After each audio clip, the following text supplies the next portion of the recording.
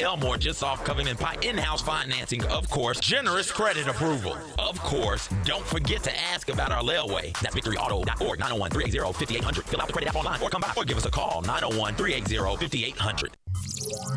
Welcome to Sports 56 Mornings with Peter Edmiston and C.J. Hertz on AM 560, 96.1 FM, and 87.7 FM. This hour is brought to you by Mid-South Power Distributors. All things diesel for over 26 years. Now, here are your hosts, Peter and C.J.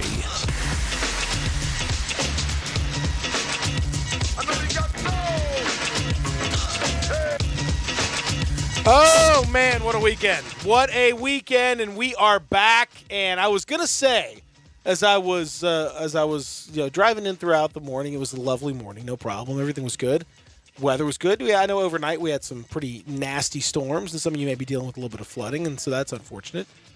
But at least there was no rain or anything like that, and, sun was kind of peeking out. Beautiful morning. So far, everything's good. And then as I get out of my car, and I'm kind of thinking about what I'm going to do, and then go back outside. It starts raining right before the show starts. I'm just very disappointed. Everything was good. The morning was fine. Everything was great. No problem going through. And then right as the show is about to get underway, it starts to rain again around here. So I don't know. I don't know what it's like for you. But I thought, CJ, we had cracked it. I thought we had cracked it. I thought we were good. We had a great couple nice days yesterday, Saturday and Sunday. Then it rained overnight while most people were sleeping. Great. Good sleep. Get all the rain out of your system at night. Yep. Thunderstorms. Wake up, sun's back out. Now I can live with that. If we got to have all this damn rain, at least it could be at night. Mm-hmm. And then we could, worry about other stuff during the day. I thought we'd cracked it. Well, maybe not. I don't know. It's very disappointing. Nonetheless, good morning. Hi, I'm Peter. This is CJ. Hey, everybody. Does this mean, it's not going – because May is the month. The rain has been going on for quite some time, and May is still around the corner. Does all this rain mean that we are using our May rain supply? So that May's going to be pretty dry?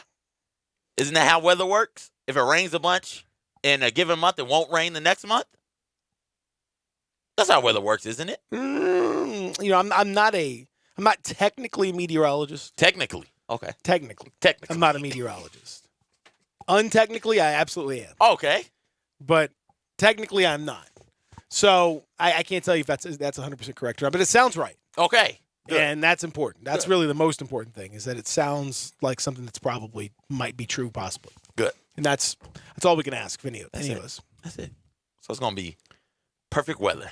So we're just dipping into the May stash. Yes. April, but what about April showers brings May flowers? Well, we had the April showers. Are those February? In January. Oh.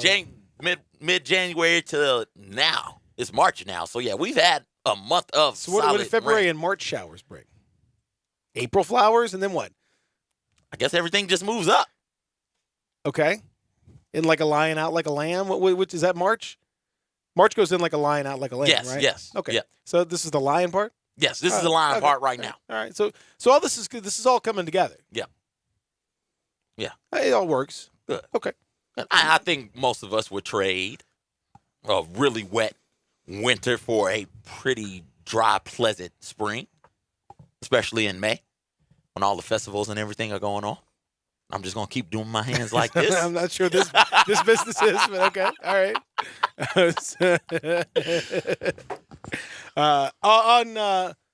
So we've introduced ourselves. I'm Peter CJ. This is Sports 56 Mornings. On this Monday, we have much to discuss. Lots of hoops, lots of stuff going on this weekend. We will get to it all. Every bit of it, okay? But before we do anything else, we must introduce our producer extraordinaire. He is, well, I saw him over the weekend, which was nice. Nice to see him on Saturday night. It's always good. He is bow tied out? Rapidly, oh yeah, of course. Rapidly becoming the most popular person on the show.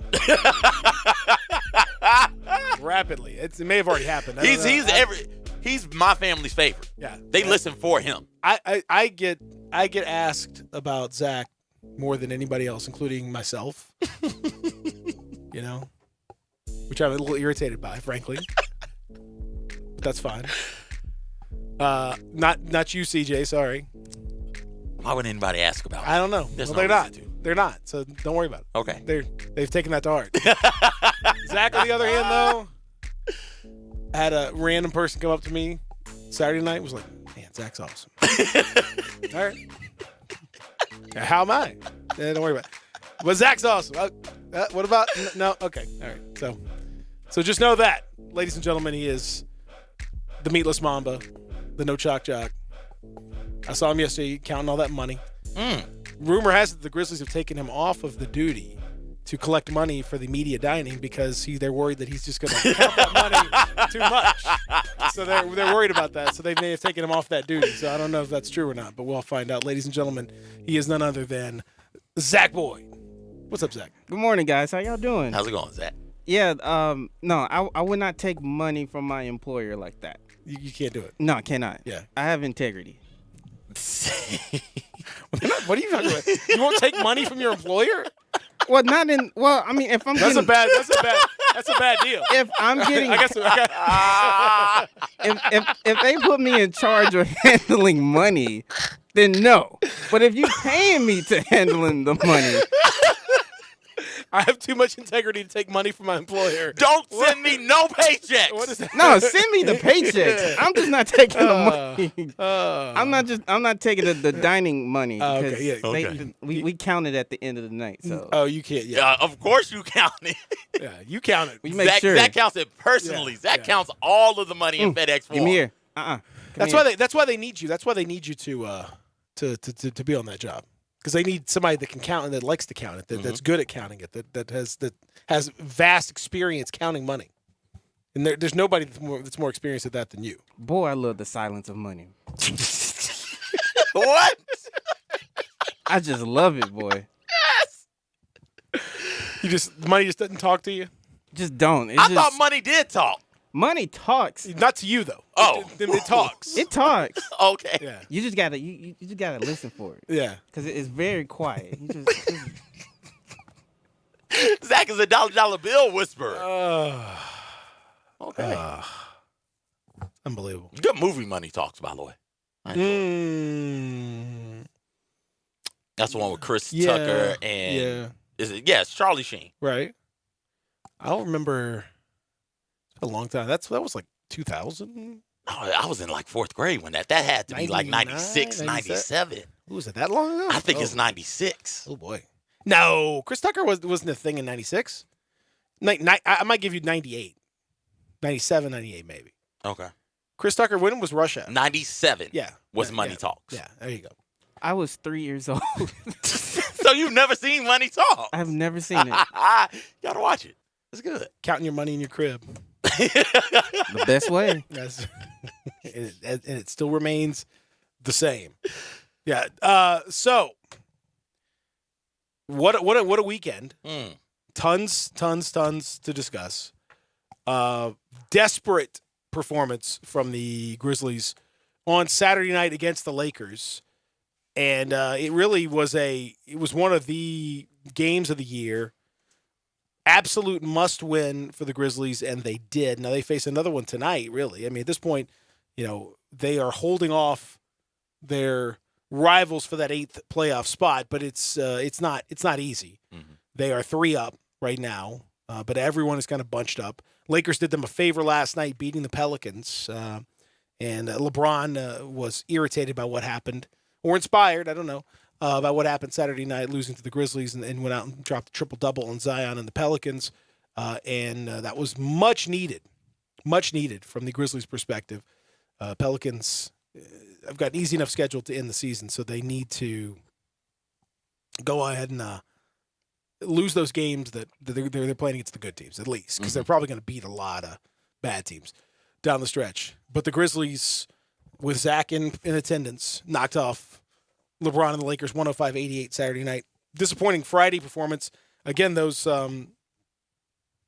Kings, man, they have the Grizzlies number in a weird way. I don't know what the deal is, but it keeps happening. That was a tough loss. The Grizzlies had lost 5 straight going into the Lakers game Saturday night, but it was a very Laker-heavy atmosphere because so many people sell their tickets to Laker fans for some crazy exorbitant fee to pay for the rest of their season Yep. tickets.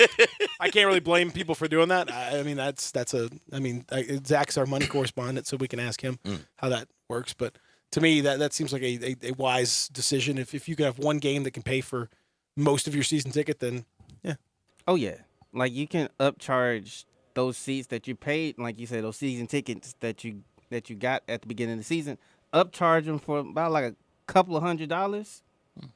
Put it back on the market. Mm-hmm. You gonna get a nice little profit in return. See, Thank you, money correspondent. that's right. That's why he's the money correspondent. So the atmosphere was like, I don't know, 70-30 Grizzlies, but there was enough of a Laker contingent that there was a lot of those Laker noises when it happened. But it was because they make Laker noises. That's what I call them, Laker noises. It was like Laker noises are like when Kobe back in the day, there'd be a lot of squealing when Kobe would do something. A lot of Okay. that it would differ from when there was just a cheer when the Grizzlies make a shot. It didn't sound like that. It was like it was more high pitched. Okay. When Kobe would make a shot, and there's kind of a when LeBron makes a shot. Like it's a little more of a like when there's a dunk or something like that. You can hear if you go back and listen, you can hear the difference. Okay. There's definitely a more kind of thing as opposed to yay. It's different. Laker noises. Okay. I will pay attention next time to hear You can hear the Laker noises. You can hear the difference. Okay. So and then we have to discuss what was, I think, the best performance of the year from Ja Morant, which is saying something because he's had a lot of good ones. Mm-hmm. But considering the circumstance and considering how it happened, what he did, 27 points, 6 rebounds, 14 assists, without 2 key rotation players, facing a 5-game losing streak and playing the best team in the West and one of the best defensive teams, and he carved up the Lakers completely. Had 11 points and 10 assists in the second half alone. Was off the charts to me. Mm-hmm. I thought it was one of the best performances I've ever seen, and especially from a rookie. I mean, forget just he caused the Lakers to completely change their scheme to try to contain him, and even that didn't work. Just an awesome performance from him, and Rookie of the Year. To me, that's a clincher for the Rookie of the Year. Like you can't, yeah, I know Zion had like 31 last night, but 27 and 14 trumps 31 and like 5, I think. Like, no. Listen, I think Ja Morant is Rookie of the Year. Every day that passes, I get into this like negativity spiral where I don't think he'll win it. But if I had to vote, Ja Morant would be Rookie of the Year. It's just that hype machine around Zion is so strong. And to his credit, Zion is doing some pretty spectacular things out there. Also, it looked like Ja on Saturday was on a mission. He was determined. He wanted to do everything he could to will this team to victory in a way that we've seen from him in fourth quarters especially, but he had that the entirety of the game. You've talked about the lack of 3-point shooting, the just not shooting it, not making the shots. No, just not taking them. You talked about the floater as well. He shot both of those real well on Saturday. He the dipsy doodle layups. He took that out. I think entirely. I didn't see any of those. He was okay. I'm going over somebody. Let's see what happens. If I'm going to go at the rim, it's going to be I'm finishing. It's going to be chest. up high. Yeah. Now Anthony Davis blocked one. Didn't stop him from continuing to play that way. Anthony Davis almost caught that body, but give Anthony Davis credit. He got a charge, and Ja tried to catch a body, but that was just his mentality. That sort of aggressiveness was his mentality the whole game. It was big. His almost posters are unbelievable. Like, I mean, there was no hesitation whatsoever. And here's the thing for the hoop heads out there. Ooh. You have to tell me how many guys can get to a 2-footed jump the way that Ja can. He can load up so quick and get off 2. Like, a lot of guys end up having to go off 1 because of just how you're in the lane and whatever, and you don't quite get. He gets, and some guys, if they go off 2, they got to have like a big runway, but he can get to 2 and bounce real fast. Yeah. That's the part that's kind of crazy to watch because he always manages to get to 2. Like, he always manages to find that little enough space to be able to get, boom, like mega elevation. That's an interesting. It's a rare skill, and not that one of the criticisms that I had of Ja, coming into the draft last year was, well, he's not that great of a 1-foot jumper, but as it turns out, he doesn't necessarily need to be because he really gets to 2 so quick, much more than most guys do.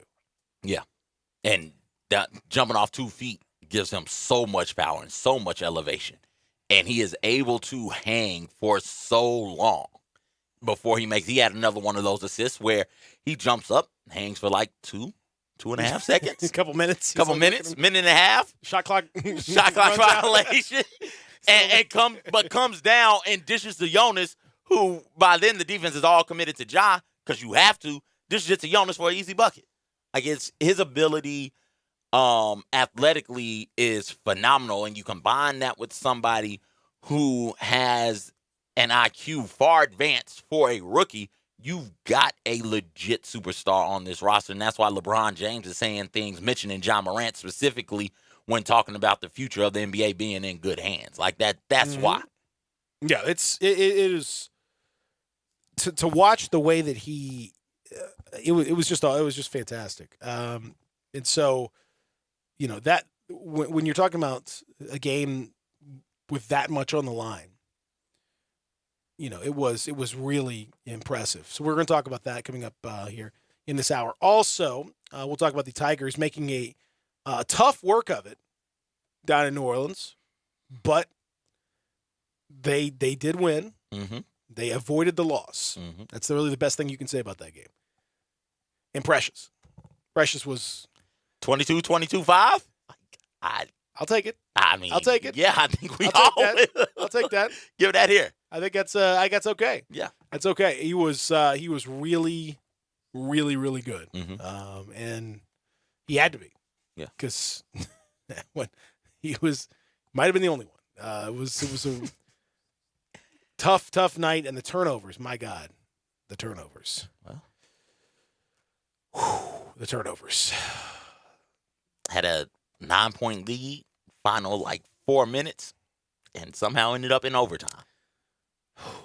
It's not just the sheer volume of the turnovers. It's when they are happening that adds to the frustration. Just take care of, hold the ball for 30 seconds and then give them back the ball.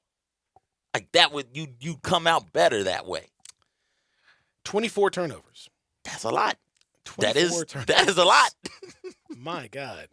Tulane with 10. I mean, it's crazy. Do you got the shooting percentages there? Maybe. Because I think Tulane shot 25% from the field. No. Come on. Give him a little more credit than that. Okay, I'm sorry. 28%. Oh, my fault. Come on, man. My bad. Yeah. I mean, you are keeping teams in games by giving them extra possessions. 12%. 13% from 3. 4 of 32 from 3. Yikes. But yeah, because you give them so many possessions. Yes. You shoot 43% from the field, 30% from 3. And the other you hit one more free throw, all that stuff, and yet you are scraping by, barely able to hang on to a victory. Again, it's just the turnovers are absolutely killing you. Absolutely killing you, and have killed you, continue to kill you. There's just no every single player that played, even Isaiah Maurice and Jaden Hardaway, who played a handful of minutes, had at least one turnover. Every single one. Most with more. Some with a lot more. Precious with 4, Boogie Ellis with 4, Alex Lomax with his customary 4. Man. So until this team I mean, again, we have, 3 games Two left? games. I Two mean, games. So, 2 games before the tournament. Yeah. So, I mean, until this team figures it out, which there's not a lot. Time's running out. Figure it out.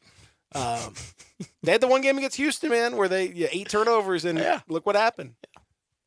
Well, we'll talk about it. Just when I get behind Florida State, they lose over the weekend. Clemson. This is gonna be fun. You can't get behind anybody. You can't believe in anybody.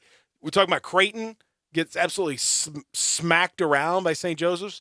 Talking about Michigan. Michigan goes out there the day John Gasaway says, "Hey, Michigan's pretty good." They lose to Wisconsin, and Baylor, and then they lose to Ohio State. Back-to-back losses. Baylor loses to TCU. Like, come on, man. That's the one that surprised me because I thought Baylor was above this. I thought Duke. Baylor was. Yeah, I did too. Was above those types of games. Yep. Duke loses to UVA at this point, so it's your guess is as good as mine. San Diego State. Let's do it. Let's roll with San Diego State. West Coast Finals. San Diego State, Gonzaga. Okay, Kansas in there. That's as likely as anything else. That is absolutely. Well, it's certainly more likely than anything else. As likely as anything else right about now. So we'll talk college hoops coming up on the show. If you want to join us, you can. 67129 on the First Bank text line. 67129 on the First Bank text line. If you have not texted us before, you need to join the text team, and it's very simple to join the First Bank text team. Just text 56JOIN to 67129. 56JOIN to 67129. Do it one time, and then you are good to go, right? Right. Thank you. Yes, right. Yeah. I didn't know that was for us. That's fine. Yo. Okay. Just, whatever y'all got to do. All right. No I'll just talk to myself. That's okay.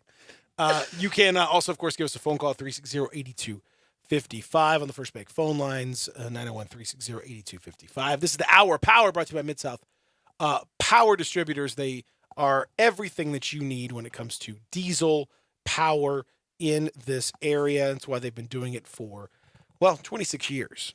Mid-South Power Distributors.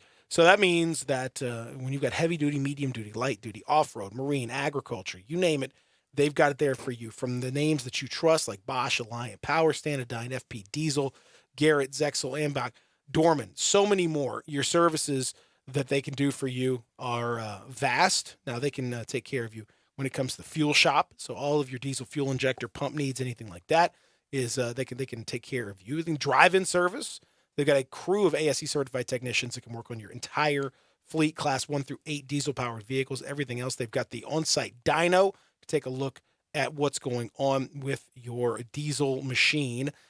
Tons of parts, tons of testing, everything for you. It is really the spot. If you've got anything diesel-related, Mid-South Power Distributors can help. Mid-southpower.com, mid-southpower.com, 3225 Mill Branch. Check them out as they bring in this Hour of Power right here on the program. Back with more. Just getting started on a Monday. Peter and CJ with you. Real Sports Talk, Sports 56, 96.1, 87.7. Sports Time on Sports 56 with Wallow and Stats. Weekday afternoons from 3 till 6. Right here on Sports 56, 96.1 and 87.7 FM. The folks at Homer Skelton Hyundai want to say thank you. Thank you, Memphis, for another spectacular year. They set records, but I can understand why. You think about the product. Where else do you get a 10-year, 100,000-mile limited powertrain warranty? That's what you get on every new car at Homer Skelton Hyundai. Oh, and thank you again for the 11th straight year, the #1 certified pre-owned car dealership in all of Memphis. It starts with that product, but then it goes to the shopper assurance. Where else do you go where you get transparent pricing, flexible test drive, take the car for a couple of days if you want, streamlined buying process? You're not going to be there all day, in and out. And then, and I have not seen this anywhere else, the 3-day worry-free exchange. You buy a new car, if you've got any buyer's remorse, you've got 3 days to change your mind. Just get on Lamar, take it into Mississippi, the first exit's Craft Road, turn left, and go see Chris True and all the gang at Homer Skelton Hyundai. I'm John Conway with Conway Services. Is your home's main sewer line backed up? Do you have multiple plumbing fixtures in your home backing up?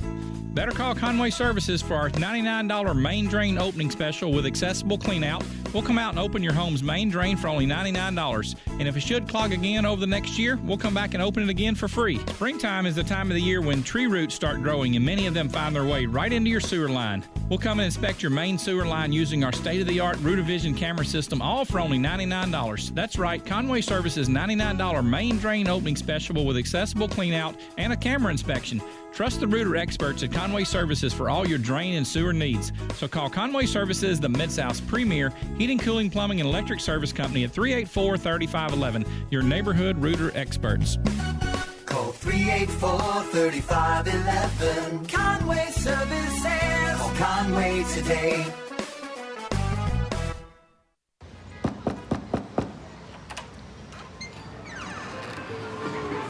I wish we could stay here forever.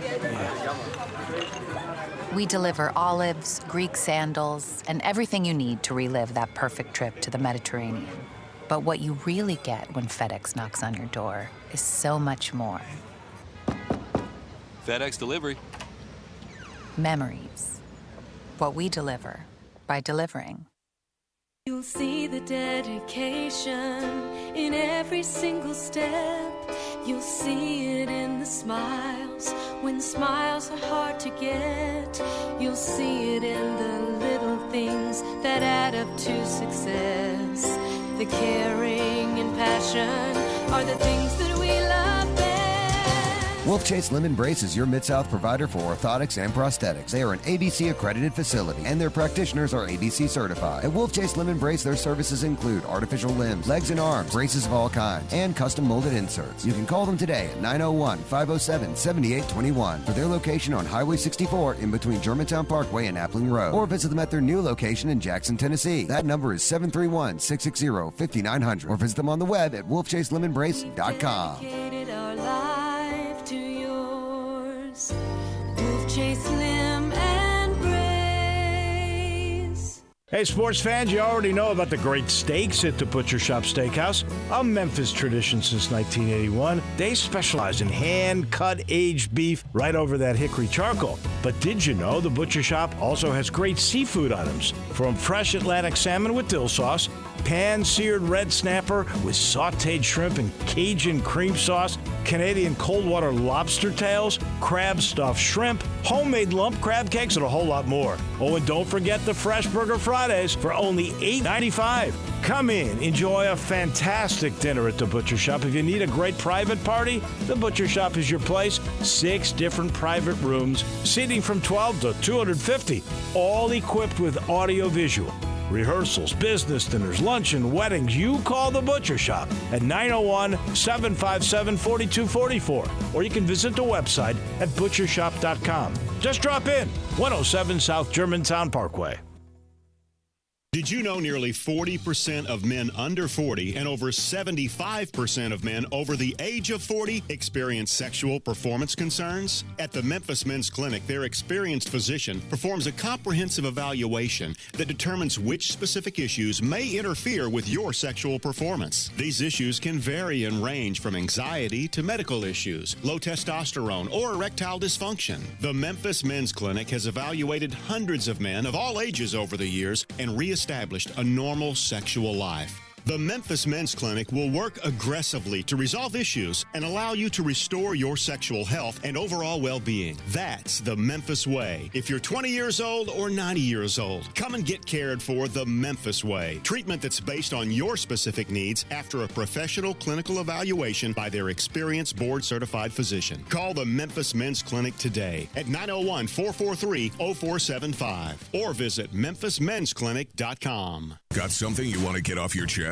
You better have a backup plan. Want to join the conversation? Someone needs to tell him he has to grow up. Join us on the First Bank phone lines at 360-8255 or the First Bank text line at 67129. Welcome back to Sports 56 Mornings with Peter Edmiston and CJ Hurt. This hour is brought to you by Mid-South Power Distributors. Here once again are Peter and CJ. If I could save time in a bottle, the first thing that I'd like to do is to save every day till eternity passes away. just to spend them with you. Emotional song right here. I've never heard it. It just feels emotional though. You could hear it, right? Yeah, Just hear that. You can I hear that. it now. Like, he is going through some things. He is hurting. This is Jim Croce. Jim Crochet. Jim Croce. What's he going through? What's wrong with him? He's just going through some just life. It's Well, I feel there's that. never seems to be enough time to do the things you want to do once you find them. Ah, But then amen, brother. I feel that. Mhm. That hit me in my chest. That's exactly Okay. right. Yeah. It's hard to find the things you like to do, and then once you find them, you never have enough time to do them. It's very sad. Zach, what's the theme today? So we can hear Folk how you mess music. it up. Okay. He said Folk folk music? Folk music. Folk. Folk it. Oh. 67129 on the text. Texter says Zion can only do one thing, and that's score points. Ja is more multidimensional. Yeah, I'm not going to say that Zion can only do one thing because he can do other things, but I do think that he is primarily a scoring threat. That's pretty much what he does. Last night, for example, and that's folks will get deceived a little bit by that because he is incredible at it. Now let's not get it twisted. I mean, he's an incredible scorer. 12 of 16 last night for 35 points. He lives at the foul line. Dude gets the foul line just all the time. He's going to eat and eat and eat. If he can make his free throws at an 80-90% clip, he's gonna score 20 points just rolling out of bed. So that's not to be sneezed at. That's a good thing. But I do think he is kind of a one-trick pony. He's not an impact defender yet at all. And he had 35 points. He had 7 rebounds, but that's it. No assists, no steals, no blocks. -10 was a team worst -10 in terms of plus minus. And teams starting to figure out kind of some things to do against him, particularly in the fourth quarter down the stretch. With he is a explosive player, and even LeBron after the game said you got to watch this dude to understand what he does. It's crazy to watch him up close. So that is true, and you have to be mindful of that. But I would agree that Ja's more multidimensional. Part of that is the position he plays, but I think there's a little more variety to Ja's game, and he may even be a better defender at this point. And I think we've gotten to see that variety. Because Ja has been around all season, and so he's had chances to show that variety. And if Zion, as great as he's been, there's not as much variety to his game. Some of that is he's still working himself back from injury. As great as he's been so far, 3-4 weeks into his NBA career, it's hard for me to give an award to you if you missed more than half of the season. Now, with that being said, I don't think we value people playing lots of games the way that we should. So I don't think that is going to matter for some of the voters for Rookie of the Year. That's why I have quite a bit of trepidation about Ja Morant actually winning the Rookie of the Year. I believe he is the Rookie of the Year. No one has won it. I don't know if he's going to. No one's won it playing fewer than 50 games. Okay. And Zion cannot play more than 34, I think, is the max, 36, something like that. I mean, Zion will have played. Ja, if they each play the rest of the season out completely, Ja will have played 39 more games than Zion. That's got to matter. That's got to mean something, for sure. And it's not as if. And again, if there was a major difference between the two, if it was Zion versus DeAndre Hunter, if it was Zion versus whoever, pick some random rookie, Jackson Hayes, his teammate down in New Orleans. Whatever. Okay, fine. If there's a major discrepancy there, and Zion's averaging 25 points a game, shooting 60%, which he almost is right now, playing in half the games, but the other guy's averaging 8 points on 35% shooting. Okay, well then, but Ja's playing phenomenal. Yeah, Ja's playing great. So that's the part. If a guy plays most of the season and is playing at a super high level, winning and putting up numbers, then you got to give it to him. There's just no getting around it. It's not his. And the way he played, again, the way he played He on being Saturday, Ja. Okay. Compare the two matchups, the Lakers and, against the Grizzlies, the Lakers against Pelicans back-to-back. Ja had the more impactful performance. He had the better performance of the two of them in that game. And it was such I talked to a lot of folks after the game about it. And in fact, I've got a piece you'll see later on this morning with a lot of video breakdown coming on The Athletic to do, because I was so captivated by what happened. So I went back and watched and talked to people and got the detail on some of the things they were doing and why they changed some things they did and all that. And, to a man, the players are just kind of like, well, we're used to it now. But, he and Taylor Jenkins, they manipulated the scheme on the fly based on the Lakers changing theirs on the fly. And you could watch over the course of the game. The Lakers go from going under on those screens to over and trying to trail, but the trailed man never can get really close, so it ends up being a 2-on-2 or even a 2-on-1 situation, to hedging high, to then blitzing off of with the 4-man, to blitzing with the 5-man. And Ja, all this that's going on over the course of the game, he's taking it all in stride and reacting and making the right play consistently. Grizzlies, changed things up and started to move Kyle Anderson into that position where he was the screener and he would kind of do a little short roll into the middle of the court and either take that floater or dish off to somebody else. Again, based off of what happened, the Lakers didn't want to do that. They started with Avery Bradley on Ja, but then they went to a longer defender in Rajon Rondo. Started to try to go over and, trail him, but he couldn't get there. And all that stuff, just to watch it happen, possession by – you could almost watch it possession by possession.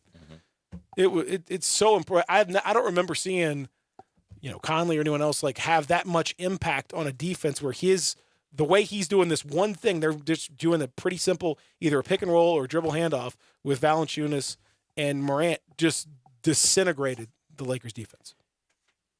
We know what type of finisher Ja Morant is at the rim, and this is why it's important for him, you bring it up constantly, to take threes. It's really good when he makes them, but just to take them, because you then, as a defense, have to change what you do, and what you do is going to allow him to get to the rim and allow him to put pressure on you and scare you off of certain coverages because you're afraid of what he can do when he gets to the rim. So he makes a couple of threes because they're going under the screen, and it's okay. He's on tonight. We've got to find something else to do. He's too quick, too fast, coming off the screen for anybody to try and trail. I was surprised they decided to try and trail him off of the screen. I thought that immediately the thought would be, hey, let's go out and hedge. That's what I would have done. Not that it would have worked, because they come out and they hedge and they come out and blitz the screen, and Ja Morant's handles are so crisp and so on point that he's able to split the trap, split the hedge and recover. And now it's just him and two defenders with two Grizzlies on the wing or in the corner. And he's got a beeline to the rim. And you don't want your defense doing that with Ja Morant, as good as Ja Morant is. It is remarkable, his IQ. And so he sees this. These are adjustments that it takes you a minute to get adjusted to, get acclimated to. You're not supposed to, as a rookie, I don't think, you're supposed to be able to do this in the span of a game. Maybe in the span of a week, maybe in the span of 2 games. Maybe you can make the adjustment then. But to see it, they're changing defenses constantly, and Ja Morant sees it, reads it, and makes the right read, makes the right basketball play. It's truly phenomenal, man. Well, and that's the part that just is so wild to watch. He's the guy's so patient. He's when he hits those threes, he has taken them, which is what you want to see. And I thought the other night, he got dinged a little bit because of a heave that he threw up. That cost him 1 3-point attempt. So you got to have to factor that out of the equation. But if you look at everything else that he did, he more than made up for it. He was 4 of 6 from 3, and one of those misses was the heave. So really, it's 4 or 5. And he takes 5 threes over the course of the game. You'll take that. That's good. And he took 5 Friday against Sacramento. So if I think that's a good number for him. And you could see, one of them he hit was a really long one when Anthony Davis had switched onto him, and he decided, well, he took one kind of semi-run at him. He's like, I don't know if I want to do this, and just pulled up, but he had the confidence. Again, like when the confidence is going, and to show that you're willing to take that shot, then the Lakers had to respect it. Mm-hmm. And once they started going over, it totally changed that pick and roll. Mm-hmm. Because when you got to fight through, Valanciunas is a good screen setter, and he's big, and so you got to fight over him. And Ja is so quick that trail man coming over cannot catch up in time. I mean, he's a step or two behind. Sometimes guys can catch up, smaller players or slower players, but you can't catch up to him. So that puts the defense in a difficult situation. Now, if you take his man out of the mix because he's been screened out and he's going over, now it's 2-on-1 downhill unless you bring in another person. But once you bring in another person, now you've set an opportunity to dish out and move the ball around. And that's kind of what you saw. There were so many things that worked that was really exciting. And it's a reason why, Valanciunas was a plus 29 in his minutes. It was the most effective Jonas that we've seen, 22 and 20. And, he had 25 rebounds against the Kings night before, 45 rebounds over the weekend, biggest two a game rebounding span in Grizzlies history, exceeding Zach Randolph's 42. I mean, the guy's just been a monster on there. But as you pointed out earlier, he's unleashed a lot by Ja Morant's ability just to hold off the defense, make that right pass, make that read, and then boom. I mean, how many of those points came just off of uncontested dunks? I mean, 4 or 5 at least. The thing about that three he shot with Anthony Davis on him that is remarkable to me. Anthony Davis had drawn the charge. Anthony Davis had blocked the shot. So Ja takes that one little test dribble and is like, oh, wait, he's done these things. Let me figure out something else to do. And another player might have passed it. Another player might have said, nope, I'm confident he's not going to get this one, and gone at him again. And to what result? Probably a bad one. Ja Morant says, no, not going to do that either. He's giving me this. I'm going to take this with confidence because I'm good enough to make this shot. Like that is confidence mixed with intelligence, because a recklessly confident player just goes at Anthony Davis and probably turns the ball over or makes a bad basketball play, takes a bad shot. Ja Morant is confident and intelligent and knows, hey, this is a real good defender. He's got some length. He can get up there with me. Let me go ahead and just take this right here. I can make it. And that is what is truly remarkable about Ja Morant. It is the athleticism combined with the confidence, combined with the basketball IQ that makes him into a future superstar.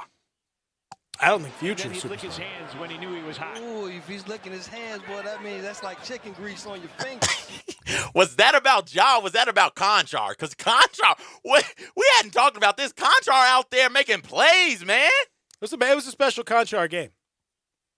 It was a Conchar game. I mean, he that second quarter was Conchar. Yeah, time. that 3-4 minute stretch. He was doing stuff. Yeah. He's doing stuff. Tipping balls out, getting one of the Jonas dunks later in the game was because Conchar got a tip and got it to Jonas. 5 points, 3 rebounds, 2 assists, 2 steals, 1 block.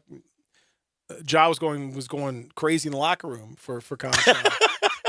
He thought he had more points. He kept looking at the box score, and he was like, "Oh yeah, I think I had more than 5." He said he was everywhere. He said because he was everywhere. He was everywhere. It makes you wonder again why those minutes that were going to Marko Guduric. A step back over Caldwell Pope, nearly rolled it in, and Conchar back for the rebound and sets up Valanciunas. John gun, no. Kyle Anderson taps out the ball, and Conchar keeping it alive. This one right here lost my mind in the living room. Lost my mind. The bench went crazy. The bench was going nuts. I was in the back, like doing counting the money. Counting the money. Money. And like I just so happened turn around just to see what was going on because the TV was playing and like Conchar was making plays. When he got open for this 3, I immediately just got up out of my seat, just hold up the 3 sign like you have to. Like I'm in the arena. You have to. I think we all did. I think all of Memphis. Memphians driving down 40 just pulled over and held up the 3 sign. John Conchar, baby. Well, one of the things that's amazing to me is that Zach stopped counting money. Yeah, that's how big the play was. That's how big the play was. That's a big play right there. You know it's big. If Zach didn't count the money, that's big. 3 Lakers and Jonas around, if I remember correctly, and Conchar's the one that gets the tip out, and then he sprints to the 3-point line like, hey, Kyle, right here in the pocket, baby. Right here. I'm ready. Kapow. Blam. And just nails. What are you doing out there? Nothing. Just watching John Conchar go off, baby. Conchar. Who? Like, exactly. 3 offensive rebounds. I mean, Conchar just getting after it. That's what you want, man. That's what you want. If you're in there, you got to do some stuff. If you're in there, you got to make an impression. And he made an impression, and he's earned some more minutes. There's no doubt about it. He's earned those minutes. And by the way, another spectacular performance from Dillon Brooks. 24 points on 24 shots. Man. Dillon Brooks as a shooter, man, is just a good. I watched the Lakers broadcast, and they were just dying. They're like, I've never seen a guy with a greener light than he said. This dude isn't even thinking about anything other than they're like, this is not a good game. They're like very, very critical of Dillon Brooks. They were really dogging him out. One of those 3 threes he made though was needed late in the game. Lakers cut the lead down to, I think, maybe 11. He hit that one. No, I'm not dogging him out. It was, It was both something. can be true.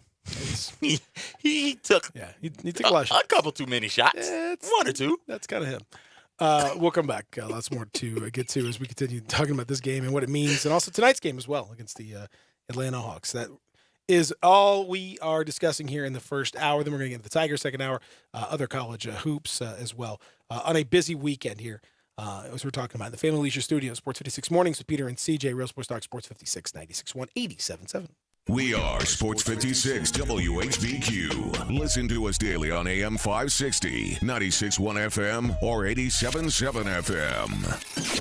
Is imitation the sincerest form of flattery? Not. When it comes to your car audio. Stereo One is the leader in car audio, remote start, security, and more for the past 30 years. Stereo One is proud to announce the grand opening of their new location, 1983 Covington Pike, across from the Honda dealership. To celebrate their new location, Stereo One has marked down their entire inventory. Remote start systems at $129. With free installation. Subwoofer base packages start at just $199. Window tint starting at $129. The entire inventory of radios and touchscreens with features like Apple CarPlay, Bluetooth, and backup cameras are marked to go. Check out Stereo One before you buy online. Their knowledge, friendly sales staff, and pro installation team will take care of you. Visit the Stereo One new location today, 1983 Covington Pike across from Honda, or visit their mega store at Mendenhall and Winchester. Make sure you go to the originators and not the imitators. Stereo One is still the one for your auto accessories. It's not too early to start planning for spring at Family Leisure. New pools are starting at $19.99, spas starting at $21.99, and swim spas now only $99.99. 5-piece patio furniture starts at only $799. Pool chemicals, toys, accessories, and more up to 20% off. Mention this ad, you'll get free delivery and 1 month of chemicals with your spa purchase. Start your spring planning now at Family Leisure, Whitten Road and I-40, where family and fun come together. Let's up your life with Lads. Spring is almost here, and this is the perfect time to visit Lads of Memphis for all your golf cart and lawn tractor needs. Visit their open house on Saturday, March 7th, and check out the new Spartan mowers and current promotions. Test drive a new Club Car Onward golf cart and spin the prize wheel for a chance to win up to $500 in Lads credit. Lads, up your life with Lads. Lads, up your life. This is what Flo from Progressive sounds like in one of our many hilarious commercials. Hi, did you know that you can get a quote on your motorcycle insurance in under 3 minutes at Progressive.com? And did you know that saying hi makes even bad news sound good? Hi, you have high cholesterol. Hi, you're fired. And this is what that same commercial sounds like on your motorcycle. Hi, there's no more cake. Yeah, even our commercials sound better on a bike. And with basic policy starting at $75 a year, Progressive helps keep you on yours. Quote today at Progressive.com. Progressive Casualty Insurance Company and affiliates. Annual premium for basic liability policy not available in all states. Your Memphis Tigers football program completed the greatest season in program history with 12 wins, a conference championship, and a berth in the Goodyear Cotton Bowl. Season tickets for the 2020 season are on sale now and start at just $100 when you buy 4 in the family fun zone or $150 for end zone seating. Get your season tickets by May 15th and receive a free gift, concessions deals, exclusive access to regular season and postseason tickets, and more. Get your season tickets today at GoTigersGo.com or call 901-678-2331. Memphis Tigers football. Welcome back to Sports 56 Mornings with Peter Edmiston and CJ Hurt. This hour is brought to you by Mid-South Power Distributors. Here once again are Peter and CJ.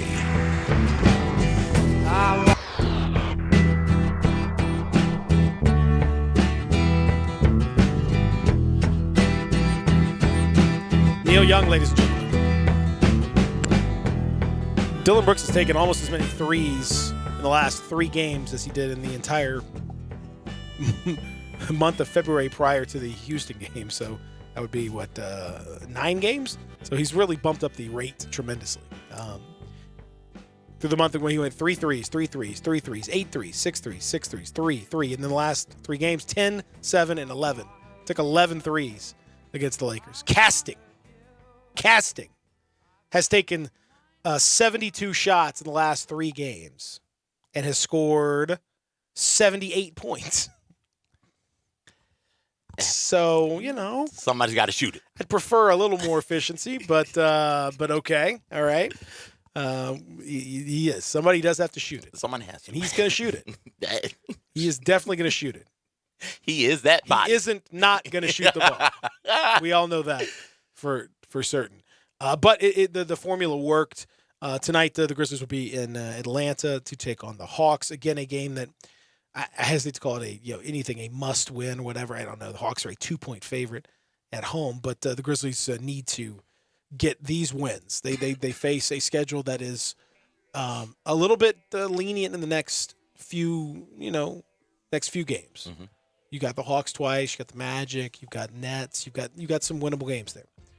But you got to get them now because starting March 12th with that trip to Portland begins a 3-game road trip. That 16 of those 17 teams at the end of the season are all are either playoff teams or in that mix with you for the 8th seed. Right. So it is at that point you better have everyone healthy and ready to roll. It's gonna be a fun matchup, Ja and Trick or Trey. I'm looking forward to this. Trey got Trevor Ariza got mad because Trey tried to nutmeg him, to use the soccer term, to dribble the ball between his legs and then go around him. And Ariza got mad and sort of hip checked him into the seats. Okay. What do you think? Good defense. What are you gonna do? He's so quick. Once the ball goes in between your legs. But do you think he's wrong to try to make that move on the guy? No, get by him any means necessary. I'm pretty sure that's what Brother Malcolm was talking about. Whatever you got to do to get by him. And, hey, if you realize he's going to get by you, nothing wrong with a little bump. I don't see nothing wrong. Well, wait. We can't do that. Oh. Yeah. Oh, I can't do that? No. Now, what you can do, though. What?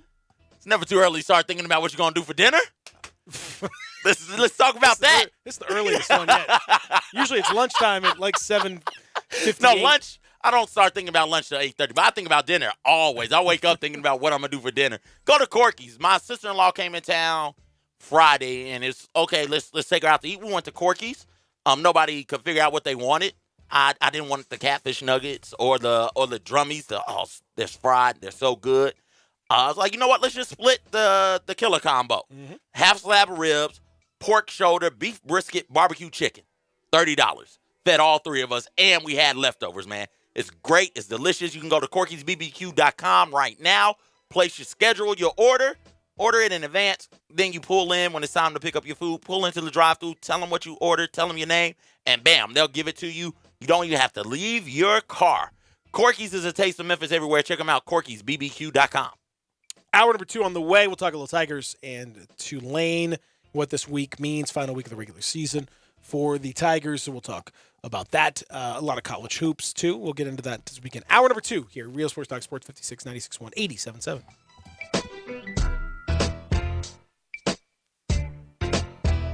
I'm Dr. George Flynn. As a physician and president of Flynn Broadcasting Company, I want to assure you that this Flynn Broadcasting station will keep you totally updated on breaking news or changes in the coronavirus situation. There's some easy steps you can take right now to begin to prepare you in a relaxed manner. Stock up on any household items you might need for fever reduction, such as aspirin, acetaminophen, or ibuprofen. Stock up on food and disposable items just like you might take on a 10-day vacation. This way, even in the unlikely possibility you're quarantined, it'll only be a minor inconvenience. There's absolutely no reason to panic and certainly no reason to try any unproven treatments or medicines. We'll keep you updated with true, proven medical facts so that you can live with minimal disruption in your life, whether it's at work, at school, or at home. I'm Dr. George Flynn, thanking you for being a stable, positive influence in our community, and stay informed through Flynn Broadcasting Stations.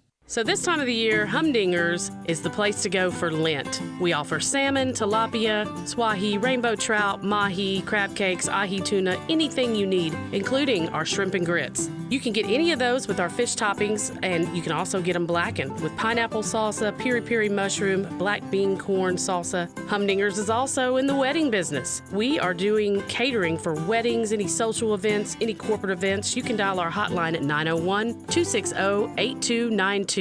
First Bank is here to help you, whether you're a business looking for a loan to expand or refinance an existing one, a homeowner looking for a mortgage or home equity line, a consumer wanting to finance your dream car, or wanting a competitive rate on your CD deposits. Let First Bank try to handle your banking needs. Stop into one of First Bank's 3 local branches today, 6482 Poplar Avenue just east of International Paper, 8398 Highway 64 across from Wolf Chase, and 6280 Highway 64 in Oakland. Or check them out online at firstbankonline.com.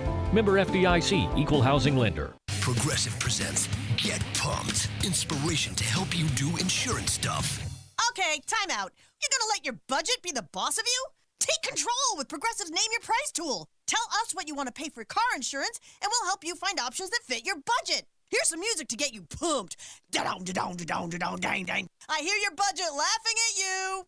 Oh, wait, that's just those kids laughing at me. Ignore them! Da-dong, da-dong, Progressive Casualty Insurance Company and affiliates. Price and coverage match limited by state law.